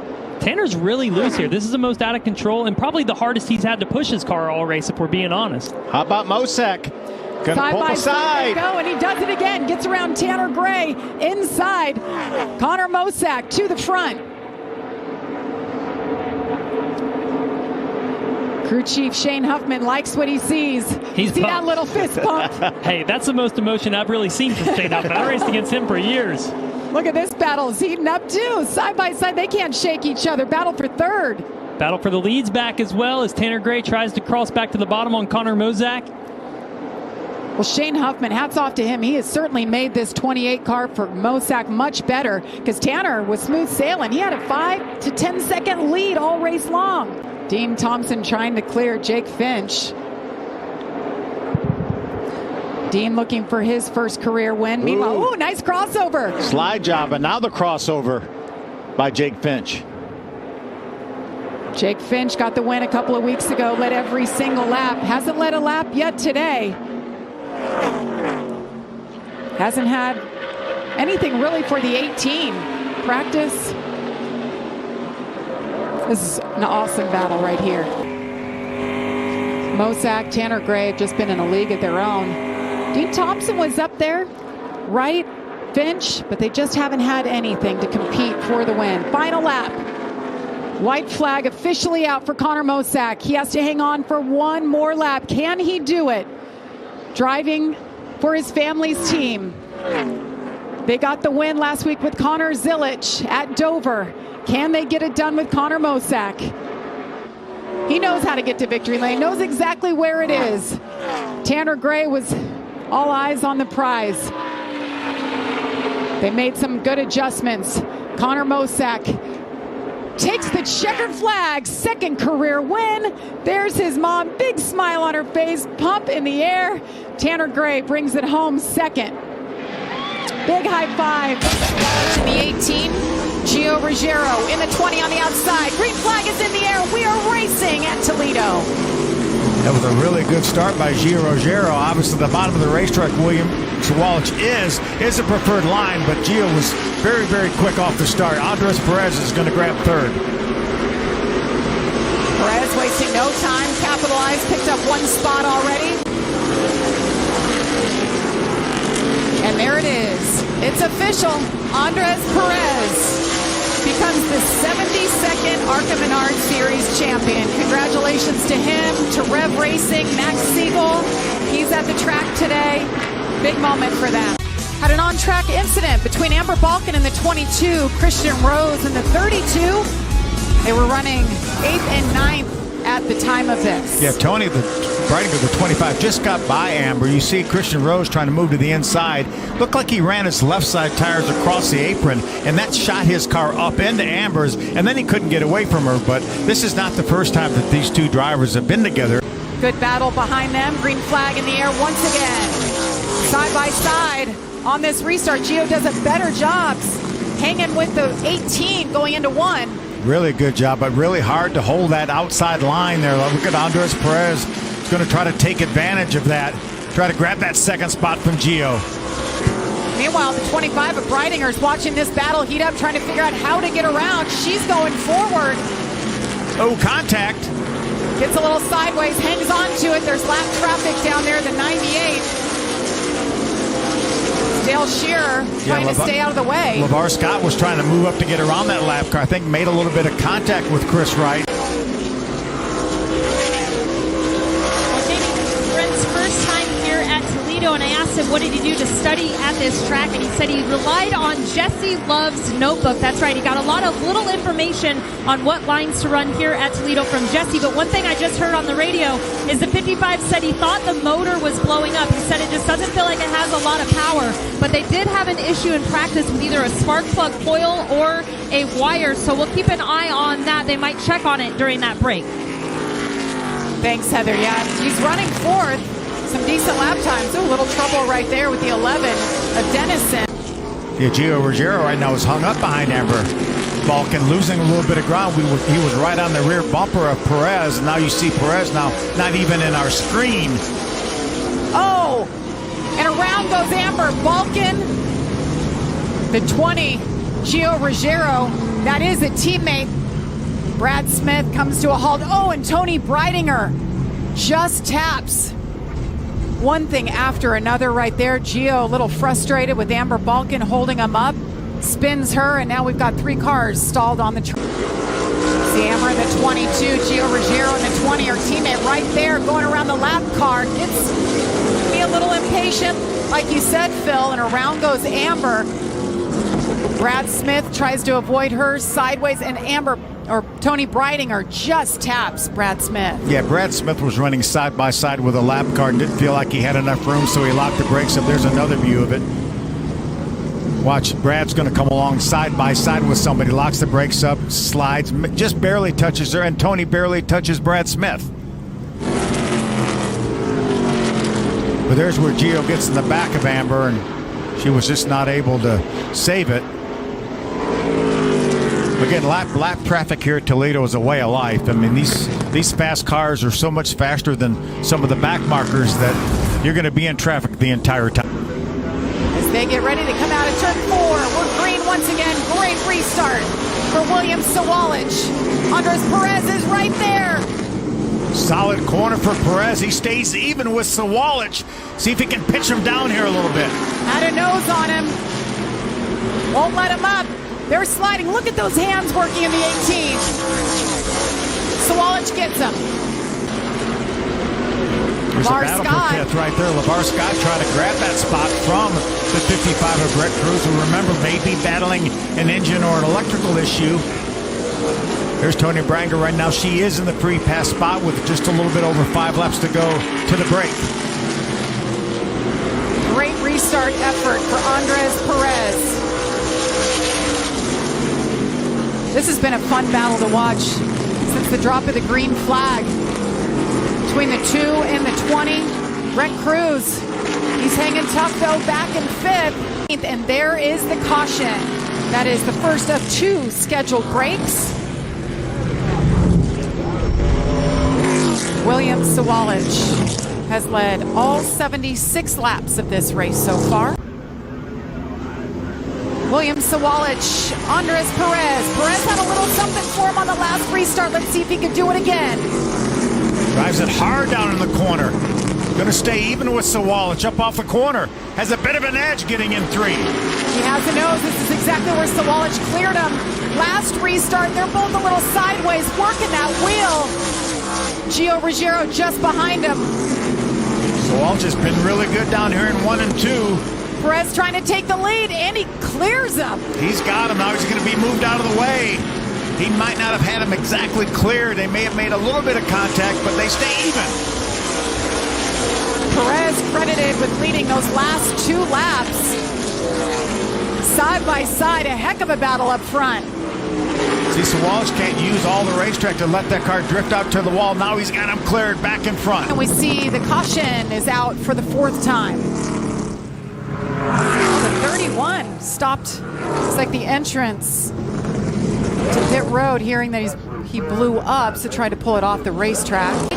Green flag in the air once again. William Sawalich, Andres Perez has put on a show the last 2 restarts. Andres a little bit loose. Heather reported. Can't hang on. The 18. And the 18 clears him. You can see that the 18 really gets in the corner, especially turn 3, a little bit better than Perez does. But Perez does a nice job giving himself a gap to get in behind the 18 in front of that 20 of Ruggiero. 125 laps, 75 to go, and there is the caution. This is our 2nd stage. All right, here we go. 71 to go at the line. Andres Perez, William Sawalich. These 2 neck and neck on these restarts. Can Perez hang on the outside? He's got a nose ahead of him. He's got a nose ahead of him, not quite able to clear him. It's almost like a carbon copy time and time again. Exactly. Remember, new tires, these are as good as these cars are going to be. If Perez is going to get by him on the outside, he's going to have to do it now. 18 clears him. William Sawalich takes the lead over Andres Perez, and they're battling side by side behind him. Looks like a pace lap behind him from 3rd on back. Chris Wright in that move, perhaps a Reese's Sweet Move of the race nominee. Watch this. Oh, you teammates are there? Look out, coming through. There was contact between the 55 and the 20, and Chris Wright took advantage of it. Nice move. Scott. Trying to take advantage, and he does He's it. got it. Maples on the outside. Brent Cruz gets it. Oh, sideways, LeVar. Tries to take that spot back. I was just kidding about driving through the dirt, Jamie, but I think LeVar heard me. Caution's on the racetrack.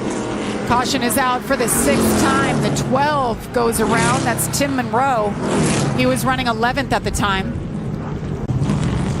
Our first look at what happened to the 12. Got sideways. He turned down into looked like Amber Balkan, possibly in the 22. Don't know if he was trying to come to pit road, whether he had an issue, or was just trying to get out of Amber's way. He has some damage on the left front as he makes it down pit road. after this spin right there. William Sawalich on the inside has dominated today and led 159 laps. Gio Ruggiero restarting for the first time on the front row. Not the greatest restart. Andres Perez pounces. They're side by side behind the 18.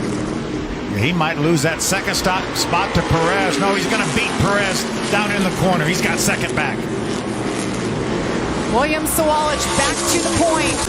Ooh, caution flag. Caution is out. 7th caution of the day, the 99. That's Michael Maples. Up in smoke. He was 11th at the time. I believe that's Michael Maples. He's going to get into the outside wall. Don't know if that knocked an oil line off his car or what, Jamie, but it was pretty significant shot to the wall there for Maples. Green flag in the air once again. William Sawalich trying to hold off Gio Ruggiero in the 20. Ooh, Sawalich moved him up the hill a little bit. Look at LeVar's, the 2 of Andres Perez. 3 wide. Dust up in the air. Andres wants to go out a champion, but he wants to say he wins and he goes around. Caution is out. And we have a new leader, Gio Ruggiero. I think Sawalich was, again, he might have slipped in the speedy dry, but he moved up the racetrack, made contact with Ruggiero. That opened up the bottom. And a tough break. And the foam barriers Ooh, wow. all over the place as Amber Balkan has gotten into them from 11th. So we're going to bring the red flag back out. This is going to be a lengthy cleanup. There she is. There you see the styrofoam right at the beginning of the billboards. There is where she made contact. Okay, look right before as the billboards start. There she went right behind that white van. Meanwhile, Andres Perez was spinning there. Here's that restart we were talking about being so important. Watch the 18 move up the racetrack a little bit. He leaves that bottom open, and Perez takes advantage of it. And here they go down the back straightaway, 3 wide. Look at LeVar Scott on the outside. This is where it goes wrong for Andres Perez. Washes up the track a little bit, goes around. There goes Gio Ruggiero to the lead for the first time today. Then the caution comes out. Remember, Ruggiero, the control car right here. He's the one that launches first. William Sawalich on the outside for the first time. Brent Cruz right behind him. Green flag in the air. What a great restart by Sawalich. Can he hang in there with Ruggiero? He's got the advantage up off the corner. And he does it. William Sawalich back to the lead. Gio Ruggiero second, side by side, right behind him. That's for a top 5 as you see the white flag in the air for William Sawalich. 18-year-old hails from Eden Prairie, Minnesota. Looking at bringing it home once again at Toledo Speedway. 9th win of the year for William Sawalich in that 18 team.